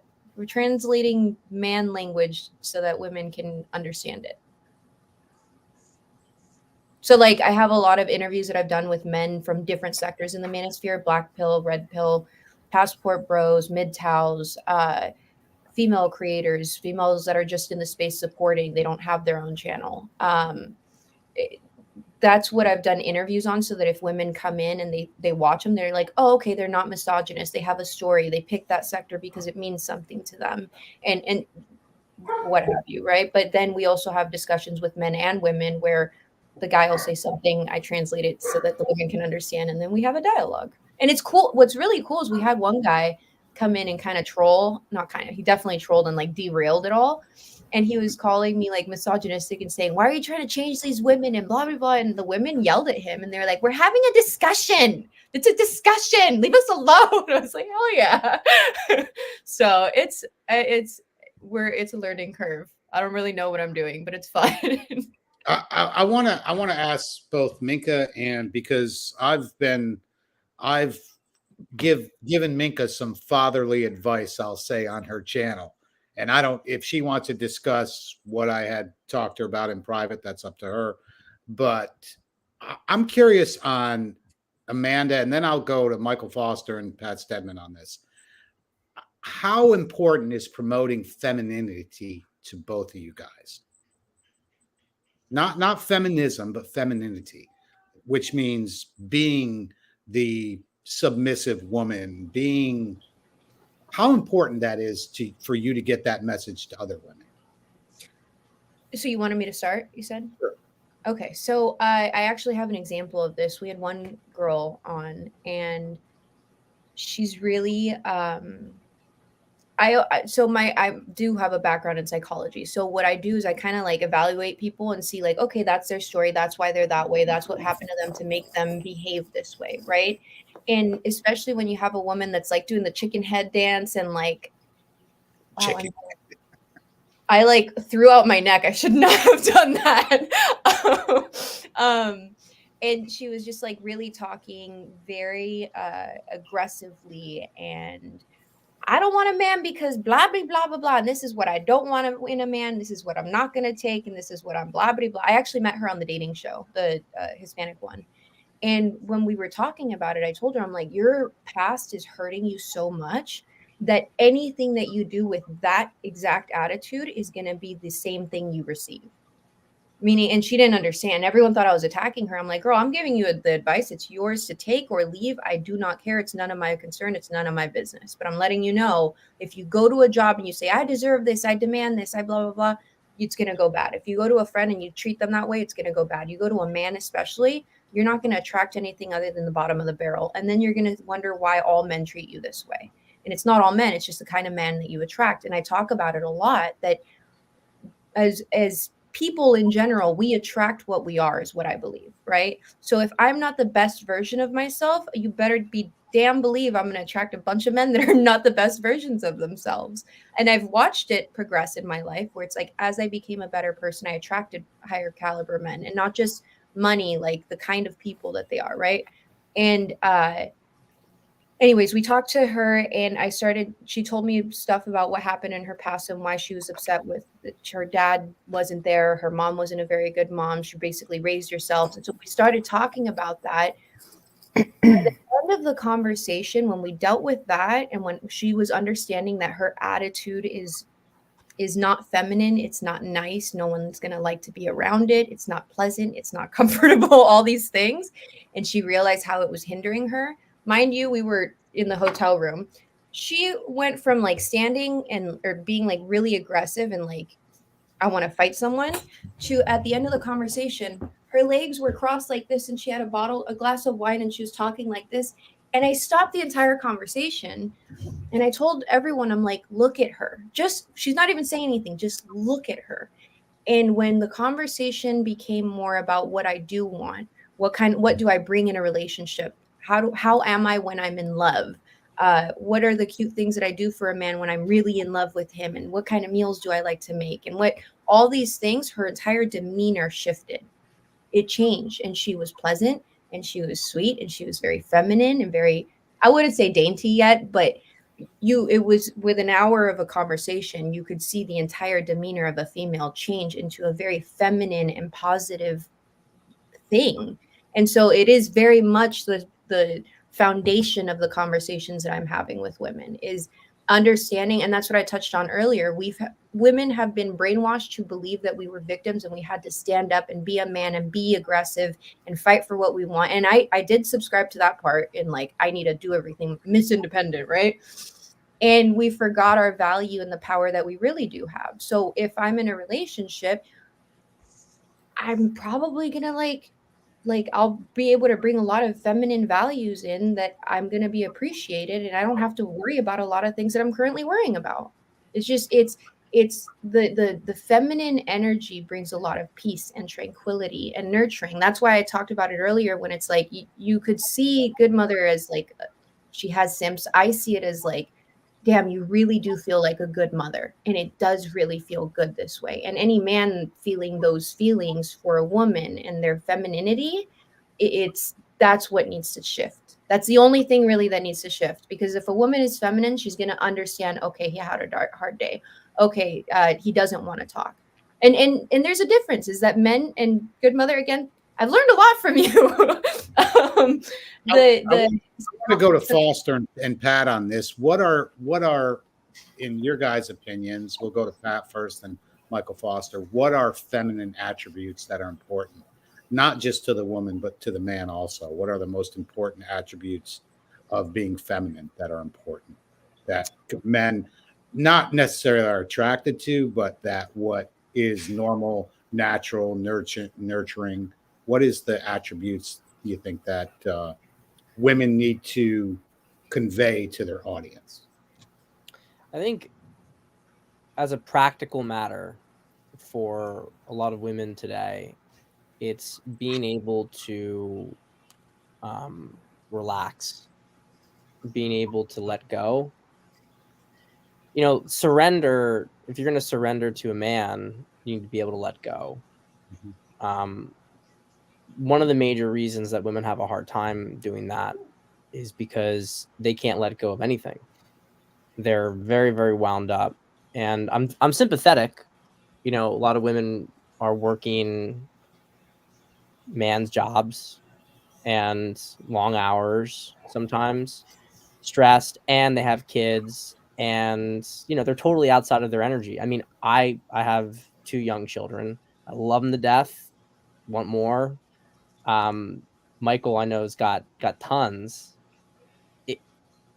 There is also at the same time, like, you know, you want to hold a baby or, you know, be there with your baby, but you're also like, this is not what I'm natural at, like dealing with a crying baby. Like this is not my zone of expertise. And you can feel as a man, it doesn't, you don't feel your masculinity getting charged by dealing with a crying baby. And I'm not saying that a woman would get her femininity charged by that. I think it's more of like a nuanced kind of topic because women need a community around them when it comes to children, to really feel good. Like if a woman's by herself raising a kid and there's no man around or the man's working, she's going to feel a tendency because she's stressed and overwhelmed to pull the man into that domain.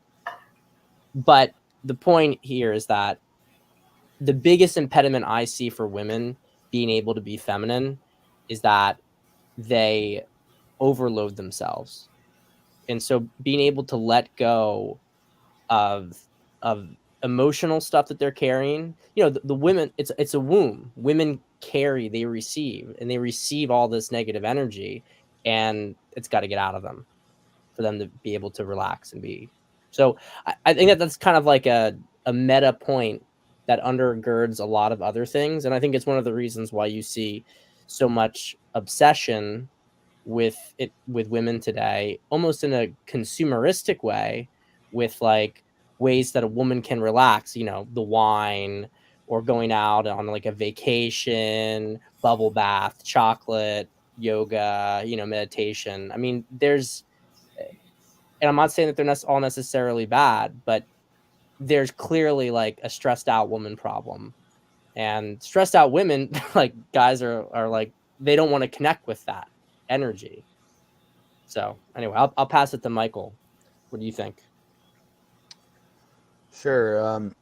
So scripturally, so you go to Titus chapter 2, verse 3 says, older women likewise are to be reverent in behavior, so carry themselves with poise, grace, dignity.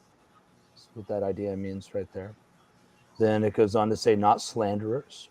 So slandering and gossip, women use their words to, so women have higher linguistic abilities than most men. They speak sooner. They tend to master that stuff. So women can use their words to bring people together, or they can use them to divide people, right? So it's kind of like guys can use strength to build things or destroy things. And so they're to not to be slanderers. So slanderers, like a guy beats a dude up, a girl destroys another girl's reputation, right, with words. Mm-hmm. It's like the sort of methods. And these are just rough generalities. Anyhow, they're not to be slaves to much wine. And and that's way back in scripture. And that's because I didn't know that. Not to be slaves to much wine. That's Titus chapter 2, yeah. And that's just because women deal with lots of anxiety. The reason women deal with anxiety is that they're not hormonally stable like we are. They live in a cycle of up and down and changing, where man's hormonal reality is really, really stable until once he gets into his 20s, he stays relatively the same before all the plastics and the problems we're having now. Like, sure. But really into their 50s and 60s. That's why they can still have children real late in life. But even a woman, like, she gets her period and then she enters menopause. So much of her life is built around a change in hormonal reality, right? You are married to 2 women in a month, right? And so, and a woman also has to depend on others. And that's hard. It's a very vulnerable position to trust someone else with your body, right? When you have a baby, you're trusting someone else with your body right now. And then you also have to trust them to protect and whatever. And so that can cause a lot of anxiety. A lot of times women want to know what's going on. They're asking lots of questions. They want information. They want to be in the know. They want to know that you have it in control. So what a lot of guys call shit tests, right? Really just a woman to check to see if she could depend on you. It doesn't have to be this malicious sort of thing, right? That's a great take on that, Michael Foster. I love that. Yeah, it's not always like that. We do that. I've literally never heard it put like that. That is a really good take on that, on shit tests. It's like a chair, checking if it's stable, if you can hold your weight. And so a woman is meant to be subordinate to a man, but think of subordinate like a private subordinate to admiral or something. It's like, not that they're less or whatever, it's just a matter of rank, right? You have to have, like, it's not essence when men and women are ultimately equal, but there's different rank inside of marriage. And so you have to trust this guy. So they're going to test him. They want to know that you're congruent to what you say are, and that you don't just comply to them, but you also hear them out. So a lot of times when a woman challenges a man, she wants to see that he listens to her but doesn't fold. Like, it's very important to a woman that he's willing to go, but he's willing to listen to her. So women deal with lots of anxiety because when you are putting your life in someone else's hands, you do that. So they have a tendency to go to wine for different reasons than men do. So that's one thing it says. Then it says they're to teach the young women to love their husband and children, right? So I see these women, like, in their little stupid dogs and stupid cats. They're not babies, right? But they want something little to take care of, right? Women all go into the same thing, psychology. They go into teaching, into nursing, really heavy on the hospitality, caring side of things. Oh, gee, I wonder why they're focusing on the nurture and protection of people. Why would women be doing that now? And that's because they're made to be nurturers. And so this is positive to love their husband and children. We command things that are difficult, right? If it's 100% natural, you don't really have to say anything, but you have to command, like, yeah, it's like, you got to love your husband. That's always easier. Your children, like, sometimes you can want to punch your children in the little stupid faces, right? Then it says to be self-controlled. So that is that she has to know herself, pure. Then it says working at home. So that's actually commanded. So now we think of homes as houses where we do Netflix and chill, places where we sleep. But that's not what homes used to be. It used to be a place of productivity. Homes where you educated people, you had a business attached to it. It's where you practice hospitality. Homes were a place where things got done. So a woman wore a bunch of hats. Modern houses are emaciated. They're not what they used to be. So it is hard for a woman to find a full place to use her gifts in a modern home. Women are very smart, right? Women can get things done. And so home could be a place where she could exercise all those gifts. But nowadays, you've taken education out of the home into public schools. We have smaller and smaller dining rooms, right? And that's because we don't have people over. People eat out more. The home is rarely a place of productivity. Now that with the internet, though, the home can be again. It's kind of an interesting. The Industrial Revolution changed the nature of households. But now the internet, actually, you're able to sell things from your house, have business, whatever. So productivity is coming back to the home.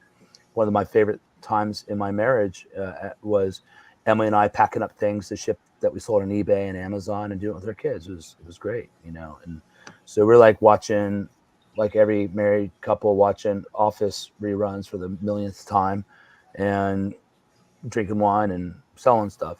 So women are to be workers at home. A lot of women don't have a lot to add, right? They really don't. They don't know. Like, if you're going to go to college, don't spend much. Don't take out much debt, and study personal finance, and maybe get a liberal arts degree so you can educate your kids. Get something that you can actually put to apply in your home, you know. But then it says kind, you know. The tough girl shtick. You know, the brash girl, I'm going to drop all the cussing and all that stuff. Like, it just makes her look like it's like a guy swaying his hips, a woman cussing. Right? It's gross.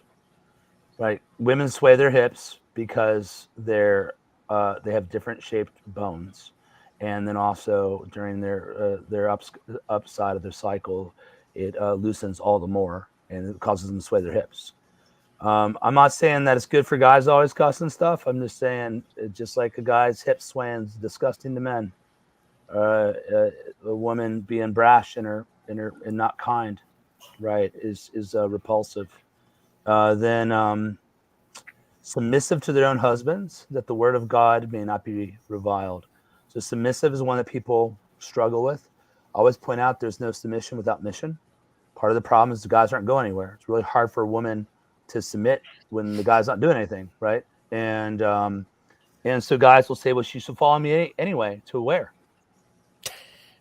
To where? Like to Loserville, to nowhere, to sit on the couch and watch you play video games? Where are you going, man? Like, if you're going somewhere, I agree that she should follow you, but a lot of guys aren't going anywhere, and then they whine about it. Like, well, like, women will get on the back. Women, here's the lie. So much of the manosphere and red pills is so retarded, such a waste of our time. But all right, beautiful women will attach themselves to men that aren't high value in the way you're sold in the red pill. And if you grew up in the country, you know this. You walk around, you see these 9s and 10s, see these beautiful like models with like this hillbilly dude. You know, like he weighs who knows what, 110 pounds wet. And here's this beautiful girl walking around with this guy on his arm, and you're like, and the guy's getting into some old pickup truck, you know. But it's his attitude, his confidence. She sees that he's gonna do something. He may not have tons of money, you know, but I see this all the time. I just grew up in this world everywhere, And I was thinking of someone brought this example. I was talking that women are looking for a high status man. That is true, but women do have an eye for potential. And so someone's telling me the story about this woman that connected herself to this artist, and the artist was poor at the time, but he became very wealthy by the end of their life. I was like, yeah, that's a standard woman. She saw he was passionate about his art.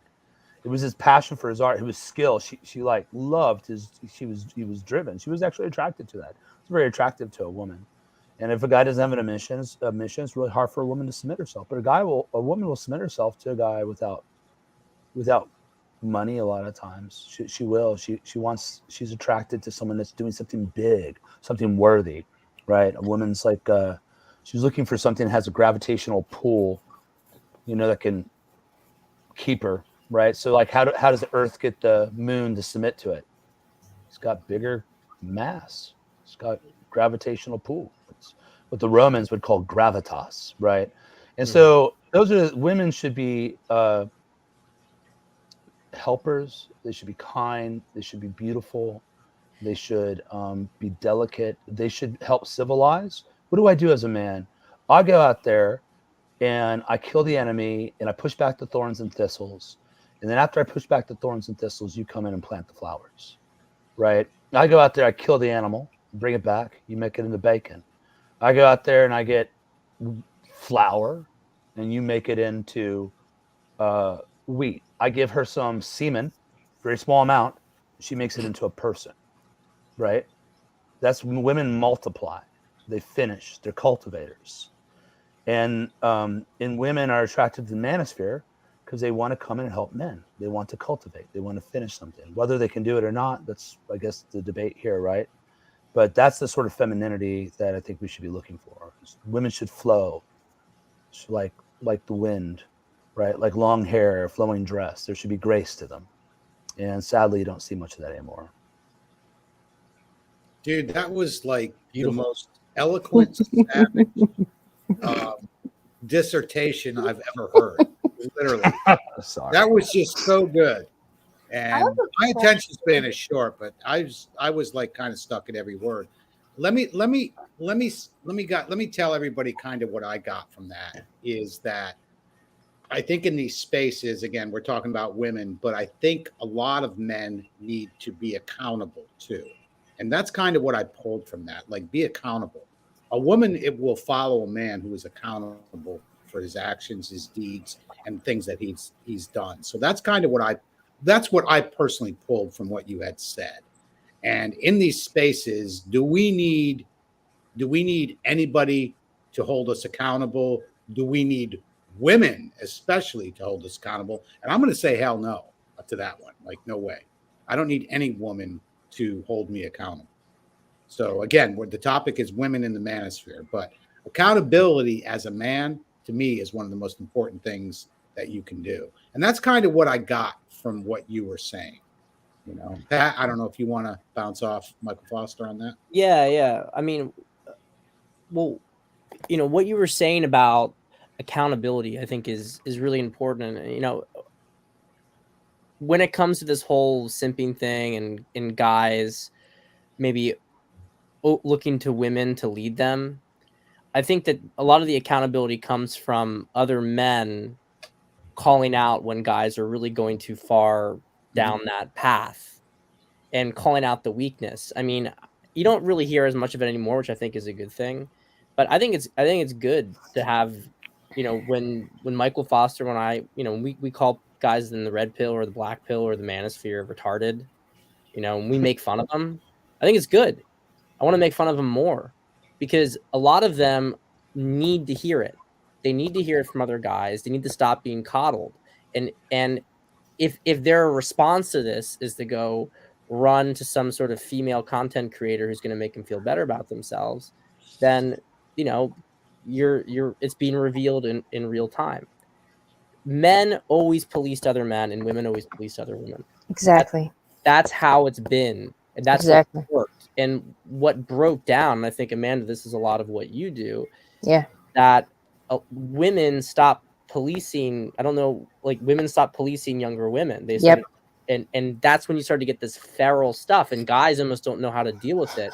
Exactly. Well, Pat, it's worse than that. They started reinforcing and rewarding the worst behavior that women have. And I go back to the psychology field and feminism, like the lie of feminism, because it's like the psychology professionals are in every sector of our society. Like they've attached themselves everywhere because they're so concerned with culture and environment and the feelings of everything, but they coddle women. Like men have a habit of doing it too. Like I get frustrated with men because I'm like, okay, I don't deal with men. It's up to the men to sort men out. My lane is women, like sorting women out, holding women accountable. I'm like, and men will argue with me that I'm too harsh on women. I'm like, they are literally trying to, they're literally abusing you. Like, you don't see this thing that's going on around you that, you know, in a couple weeks down the line is going to hit you pretty hard because men don't understand female, like, competition. Like, but, like, a lot of, yeah, well, and a lot of these feminists, like, their main goal, they hate men so much they want to destroy them. So you take your competent man that's in a corporation, and there's a bunch of feminist sharks circling the water, just waiting to, you know, dethrone them and take their jobs. Like, I don't know. That's kind of my biggest frustration with men is like they don't treat these super predators with, I mean, they just treat them with more dignity and respect than they actually deserve. Yeah, I think it's difficult for guys to break that programming, especially because it's not even about the woman, a man dealing with the woman himself. It's about if he does that, then other men, not simply even other women who jump to her defense, other men will jump to her defense. And so any guy, this is the issue with like the sort of simp phenomenon, is that there's an instinct for guys to always protect a woman against another man, even if the woman's in the wrong. Right. And but something that I've run into that's unreal, and I still don't get it. There's men that are protecting women against me, which I don't understand, because historically, like, men would protect a woman against a man, or they would protect a child against a woman.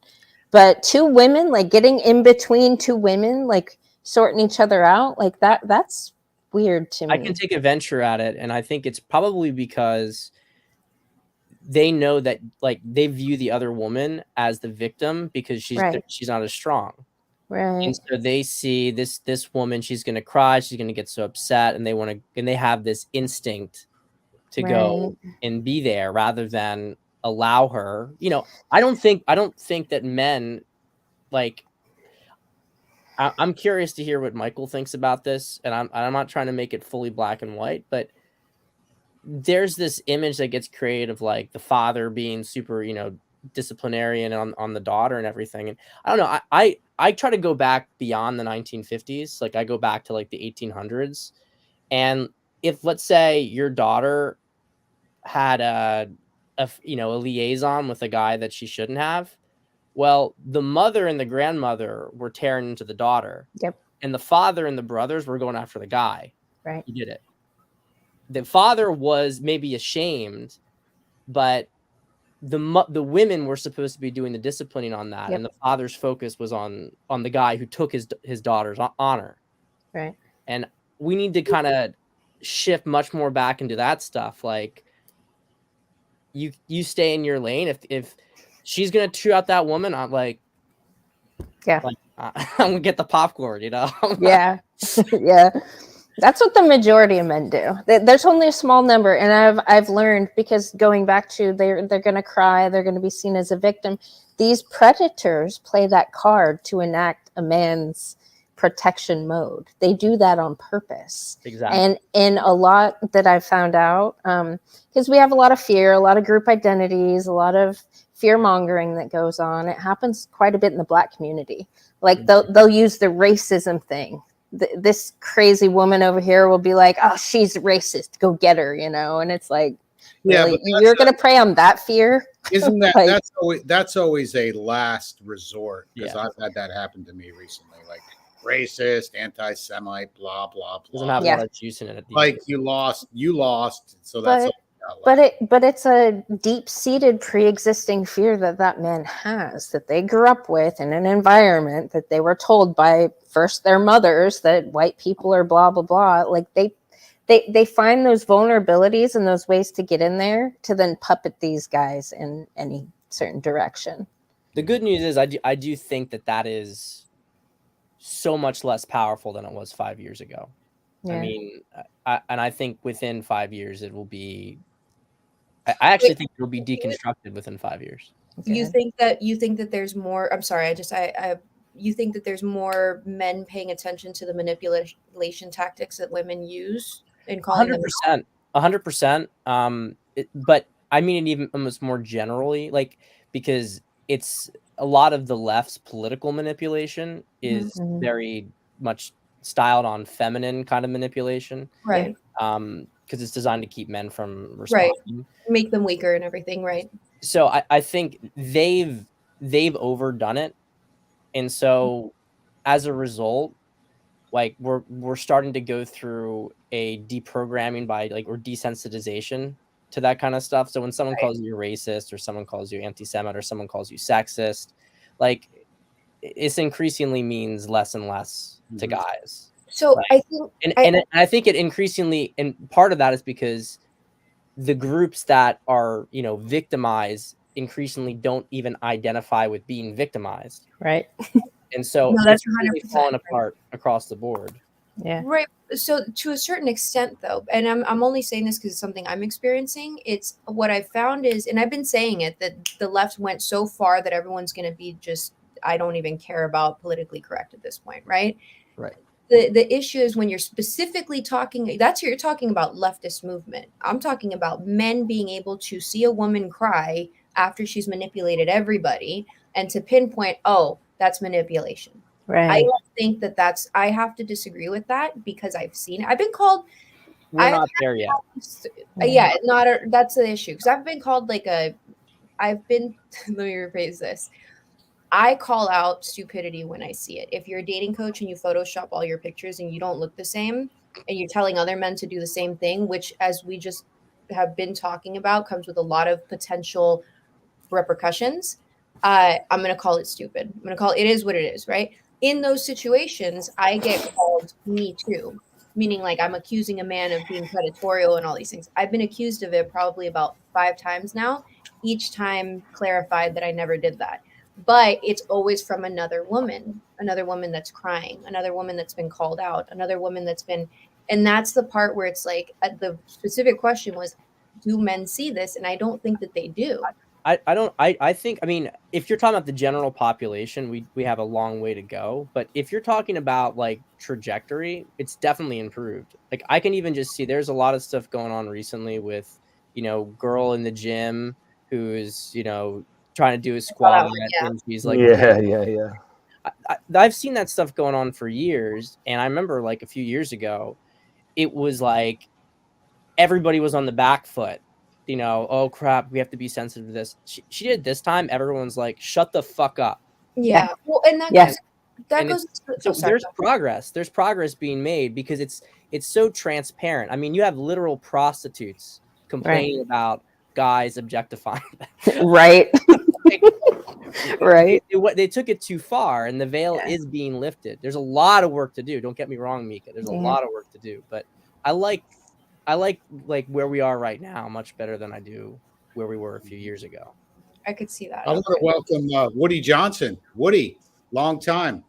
Good to have you on. Woody. Hey, Woody. Hey, good evening, everybody. How's Are you enjoying the conversation discourse so far? I'm curious. definitely it's a great convo. People from a lot of different backgrounds and experience, talking, and you got to show up to Tony's legendary comebacks. After nice long Floridian slow breaks, as you would say. But yeah, I'm definitely enjoying it. I'm just sorry for being late. I'm like one of those people that end up kind of showing late. I'm on white people time. show up late. I want to real quick. I want to recognize the chat because I've been especially over the past hour.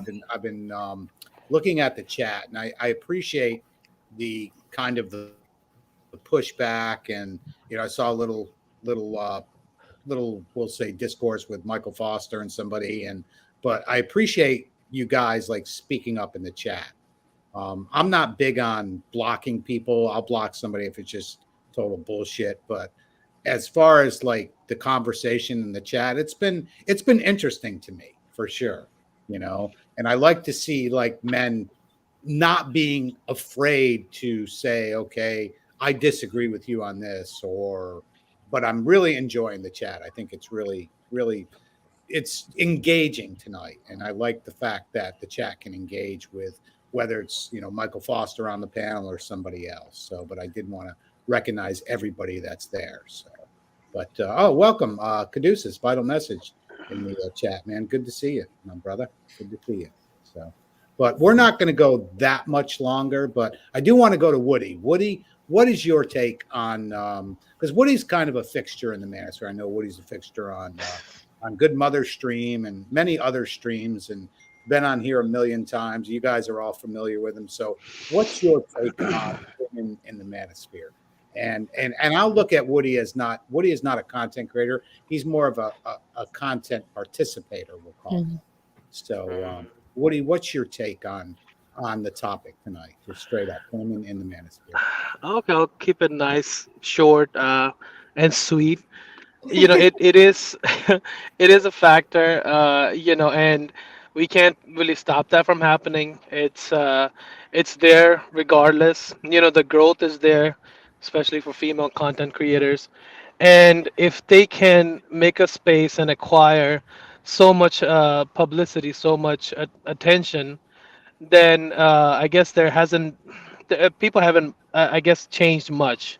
I would say they're still attached to their natural instincts, their lizard part of the brain, and I mean, I would say it's a net positive overall because somewhat there is expansion of knowledge, regardless of what it is, and then I mean, if you can compare, I kind of compare Good Mother on the base meter because she broke it, so I don't expect anybody to come close to that, but aside from that, I think it's a net positive is anything that's 50%, I guess, plus that you're gaining from that, so in my opinion, it is a net positive because the word's getting out there, and that's how people slowly but maturely they find other channels, and they kind of move on from that, so that's all I got to say about that. Yeah, I like that what you say. I've been saying that for a while about net positive, and I think net positive with any content creator is important. It's when you drop below that 50% barrier is when it's all negative. So net positive to me is bringing something good into not just into. We are talking about women in the Manosphere, so we're going to talk about bringing positive content to men versus coming into this space and beating on men, especially again, like I'll say it a million times, the base entry fee to Manosphere content is usually trauma. That might not have the way it's been years ago, but I see that's the way it is now. So net positive in any content creator is really important. So that was a really good point, Woody. I know there's a lot of, when I was looking at comments when I posted this this stream on my channel and on 21 Studios, I was kind of looking at the comments in the chat to see what people were saying, and there was guys who are angry, and I can tell you that I am not going to like beat up a guy because he's angry and he's been through something. This is his way of like getting it out there. Like, fuck women right now. And every guy is entitled to that. You know what? Fuck women right now. I'm never going to take that from any guy. Yeah. But I did see some comments. So I don't think that's negative when a guy says that, when he's had enough. He's fucking done. He's like, right now, this is what I feel. This is what I'm going to say. Fuck it. I don't want to hear from a woman. And to me, that's okay. And you know, And I would add, that's a healthy part of repairing yourself and finding what you need to make yourself a better person. Not just a better person, but a better man. And I think that's the overall goal of Manosphere content, is to make men better men. Okay? So that's kind of my take on that. Pat or Michael Foster, I don't know if you guys want to bounce off that, or Woody.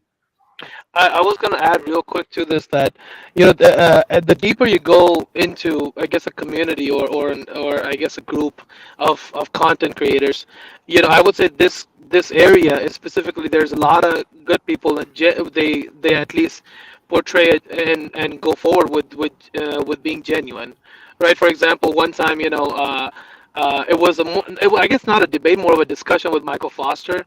He gave me the courtesy, the time to speak about that, and he went further with that, and even, for example, Pat's open, to criticism.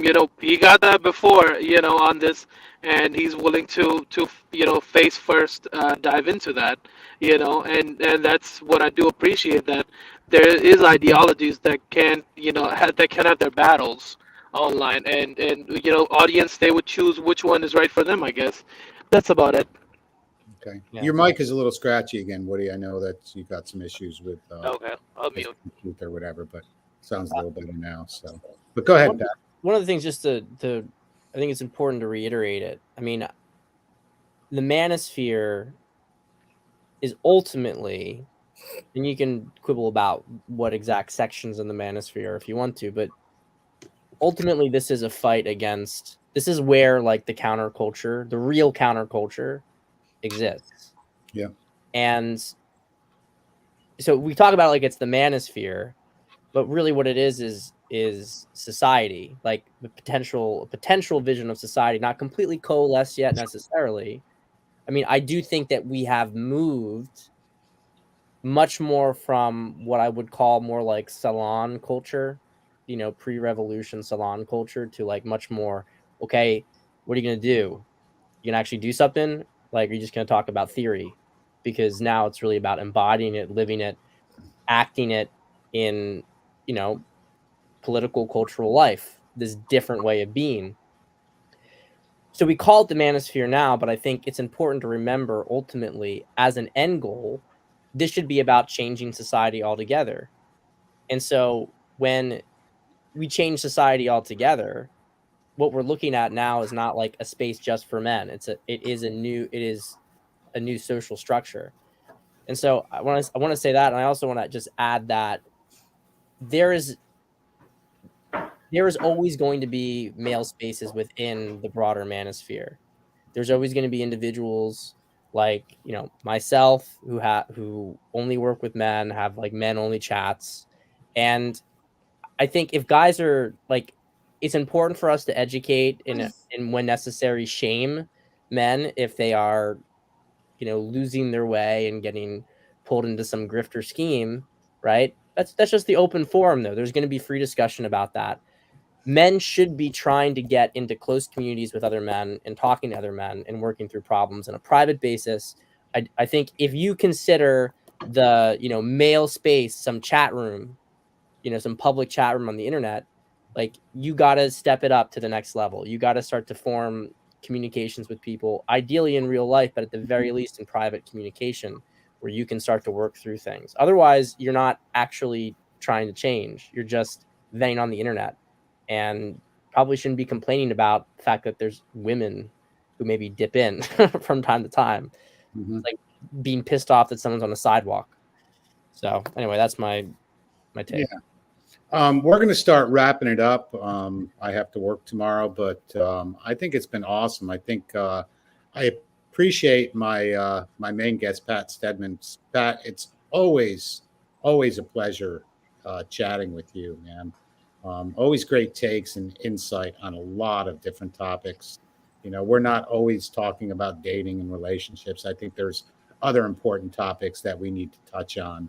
I want to thank Amanda and Minka tonight for coming on and jumping into the Manosphere again on my channel and 21 Studios. And hopefully you guys hopefully you guys get some subscribers and guys that will come to your channel and kind of maybe look at what you're offering. Okay, I think that's important. But I do want to go around the panel here real quick before we end, and I want to start with Woody. Let's start with Woody Johnson. Woody. As always, appreciate everybody. This is the giving space. All the love you can get, and this is, I guess, more like a rare, more corner of of this community. But nonetheless, I think it's one of the best part of it. Awesome, thanks. I will go to Amanda next. Good mother, and Thank- go ahead and let everybody know your channel and how they can find you. That's real important. It's just, I think it's under GM currently. But Yeah. yeah, it'll still pop up there's if you links- type in Good Yeah, I Mother. have links in the description of the Okay. video for my channel and for Mika's channel and Pat's Yeah, channel. if anybody has a university story that they would like to share, there's a lot of people that come to my channel just to kind of offload. I've had quite a few women that currently work at institutions kind of come on there and share their story. Of course, they're behind avatars because a lot of these people don't. They have their livelihood at stake. But if anybody wants to share anything about that, they're more than welcome. Thanks for having me, Tony. Pat, it was good to talk to you. Minka, nice chatting. Michael Foster, thank you. Yeah, absolutely. Thank you for coming on tonight. Woody, I'm going to go. Always Woody. always Woody. We had an argument about this when I met Amanda at 21. I'm like, hey, wait, Woody's my guy. She's I was like, no, he's my guy. but I'm everybody's Woody's always guy. welcome, man. Yeah. Always either Woody's dropping some valuable nuggets or he's stirring that pot, man. Well, he contributes a lot to conversations. He Yeah, does. and He it's does. good stuff. Yeah. Always love having Woody on. That's why I sent him the link. I'm like, we got to have Woody Johnson on here. But let's go to Michael Foster next. Michael Foster, any final words on tonight's stream and women in the manosphere? I think the world needs men. I think the world needs women. I think men are terrible at being mothers and wives, and women are terrible at being husbands and fathers. and it feels stupid saying these basic things, but that's the time we live in. And my wife brings so much to my boys and to my girls, and think if this is a place that guys can interface with women that are relatively normal, it might be good for them. I hear the way guys talk about women. I'm like, do you know women? like all women are like that. That's, the AWOL thing. And I'm like, hey, you guys are living in a corner, man. You need to get out a little bit more. And so I can see a way it could go good. I think it's kind of hard not to get too cynical in this space, right? Just because of the constant monetization, constant use of people. I'm really uptight about that. I like what Pat's saying is that it starts with the men. As the men go, so goes the household. As the household goes, so goes society, right? And I think maybe it makes sense that men led the way into the manosphere, and really now it's going to be about recapturing relationships and family and the right way people should interact. And so maybe it's natural that the women came second, right? And the men were here first, and there could be some deeper conversations. I'd like to see a lot of people start getting married. I'm not MGTOW at all. I want everyone to get married. I want stable families. I want children with moms and dads. I think it's the only way out of this. People can see you got to change the law first. That's going to take a generation or two. It's going to take more than one. So you have to have someone to take up your cause. And so guys having an idea of what a normal woman's like, and you'll hear guys say like, women are like this. You're like, no, they're not. Like you spend too much time online. So I don't know. I could see it be a positive thing. And if they have poise and femininity, it certainly be a good thing. So there you go. Michael Foster, it's always a pleasure having you on. You're a good friend of mine. Appreciate it. I always appreciate and value your time when you spend with us here. It's always super valuable. And I know you're busy with business and family, but the fact that you take time to come on here and talk with us, it's to me, it's you can't put a price on that. But I appreciate you. This is the bleeding edge, man. This is Yep. the tip of Good the seeing you, spear. Foster. Yeah, thank you, Woody. Likewise. Let's go to Minka and your final thoughts on tonight's stream and how people can find you, of course. I really appreciate you having the stream and having us on. It's obviously not taken lightly. I think I can say for Good Mother and I both, it's really appreciated. And I think I've heard a lot of the things that I've been saying that I agree with, like the fact that like I think it's like a huge ploy that has brainwashed women to believe that we're victims and make women like men and make men weaker so that they can't fight against the totalitarianism, thing. And it's I'm just going to leave it there. If you want to come to my channel, we talk to men to hear the stories about the men and what they've gone through that brought them to the manosphere. And we also have discussions with women to try and translate what's being said so that they can hear it in a nicer tone.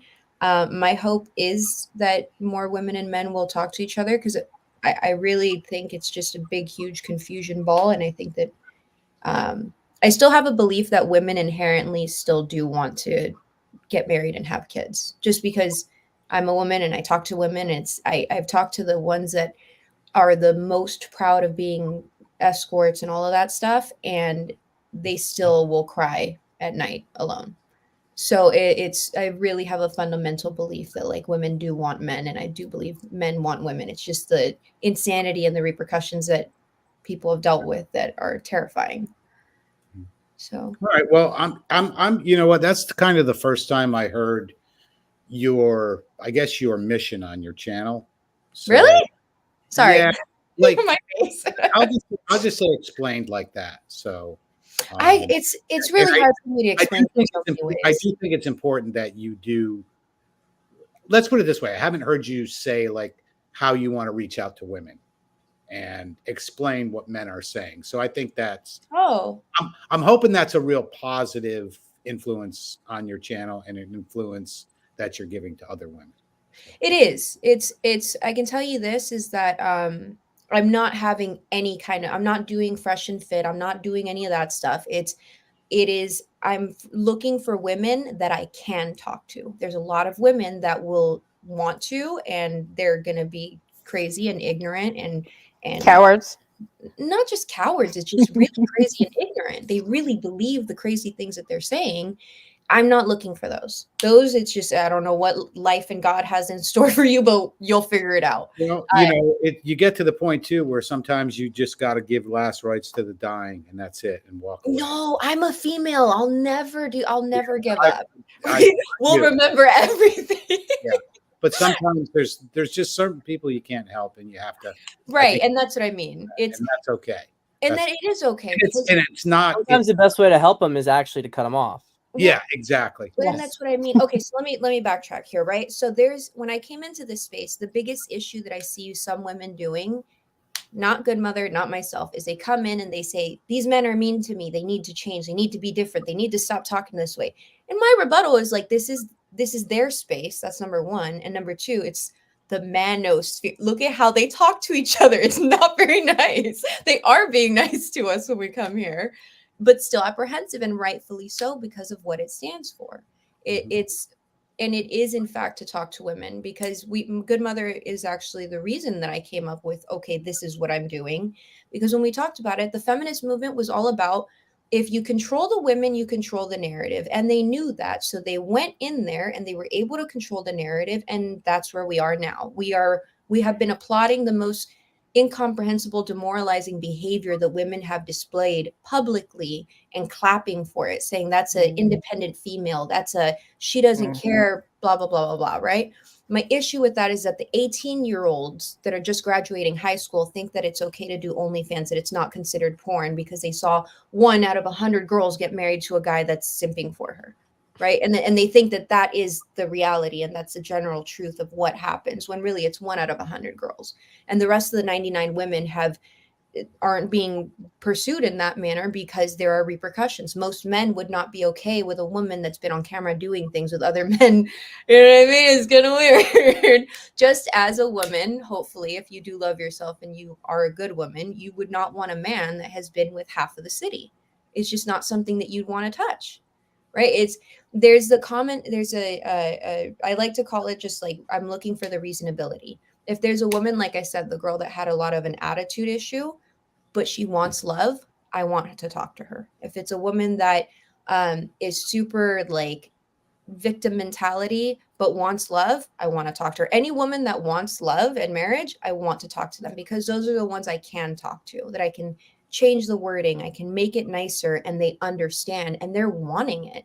And that's Michael, I actually really, really, really thank you for saying that, because I've said it many times and men don't believe it. They think that women only want the 6 foot tall, lots of money, all of that. And they don't realize that most women, we've been brainwashed to believe that's what we should be attaining. Most women, if you catch them in their younger years and they see a man that's going even young, any woman at any age, if she sees a man that's on a mission, whatever that mission is, if it's good or bad, whatever, she's going to be attracted to that. That is a man with a purpose. That is a man a woman can follow. That is a man that, like, he'll be broke and she'll try and help. Like, these stories are very, very real, and a lot of men don't believe it. That's why I like the manosphere, because men are telling men to man up, and it makes it, number one, you didn't ask the most important question. Why are the women here? You guys made assumptions, but you didn't actually ask. And I can tell you, one is, it's made me a better woman. Aside from all the trolling and all the other stuff, I have never been as feminine as I am in my life today. I've never been so agreeable with men. I've never been so understanding. I've never been able to understand I want to be someone's piece. There's a lot of things, how I treat myself has changed. It's fascinating. That's number one. And number two is, I want my offspring to have a better world. The world that we have today is crap, and I'm a part of the problem because that's my generation that did it. So now that's what my podcast is for. I want Do you to have children? No, I don't have any children at all. Gotcha. And I've never been married. But I am 31, so I'm at the wall, I think. Well, no, really? I appreciate you coming on and talking, and I hope that we'll just say your heart is in the right place when it comes to helping. To me, like, I'll give a quick take on women in the manosphere. Women in the manosphere most of the time should be worrying about helping women, not men, period. That's kind of my quick hot take on that. So, but how can everybody find you?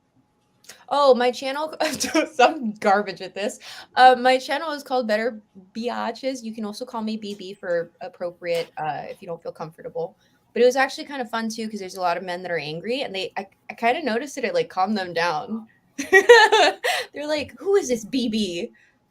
Sorry, I talk a lot. And I do have the link for your channel in the description of the video on my channel and on 21 Studio. So if people want to find you, they can find you there. Same thing with Amanda and same thing with Pat. So, but I'll go to Pat, the guest of honor tonight, and special guest. Any final thoughts on tonight's stream and Women in the Manosphere? You had some great dialogue during this whole stream, Pat. So it's been a good conversation. But what I would say to guys is that I know a lot of you are in pain. I mean, so much of the substrate of the manosphere is men in pain, right? And I know that a lot of guys take issues in particular with things that I say, because I can come across as maybe uncaring or unsympathetic, or, you know, maybe even a collaborator. I don't know, in some cases, which is not true. But what I want is for you to think about what pain means. When you're in pain, it's because something's not functioning properly. If your leg's broken, you can get pissed off at the sidewalk, when you step on, when you try to walk on a broken leg, you can get pissed off at the sidewalk because that puts pressure on the brake. Or you can fix the broken leg so you can walk on it again. And I think that there's the point of all of this stuff is not about ultimately male-only spaces or ultimately female-only spaces. The point of this is to make a better society. Those are means to an end. They're things that should exist in a healthy society, but they're ultimately means to an end, and we have to keep our focus on that. You have pain, heal yourself, and then be part of the solution. See what you can build, see what you can carry, see how you can contribute. Things are changing, and part of growth and part of maturity is being able to evolve with them. The manosphere has been evolving as time's gone on, as the cultural apparatus around it has changed. And I'll be honest, I view this as kind of like wartime footing right now. And we don't have time anymore for guys who can't figure out how to heal themselves and be part of the solution.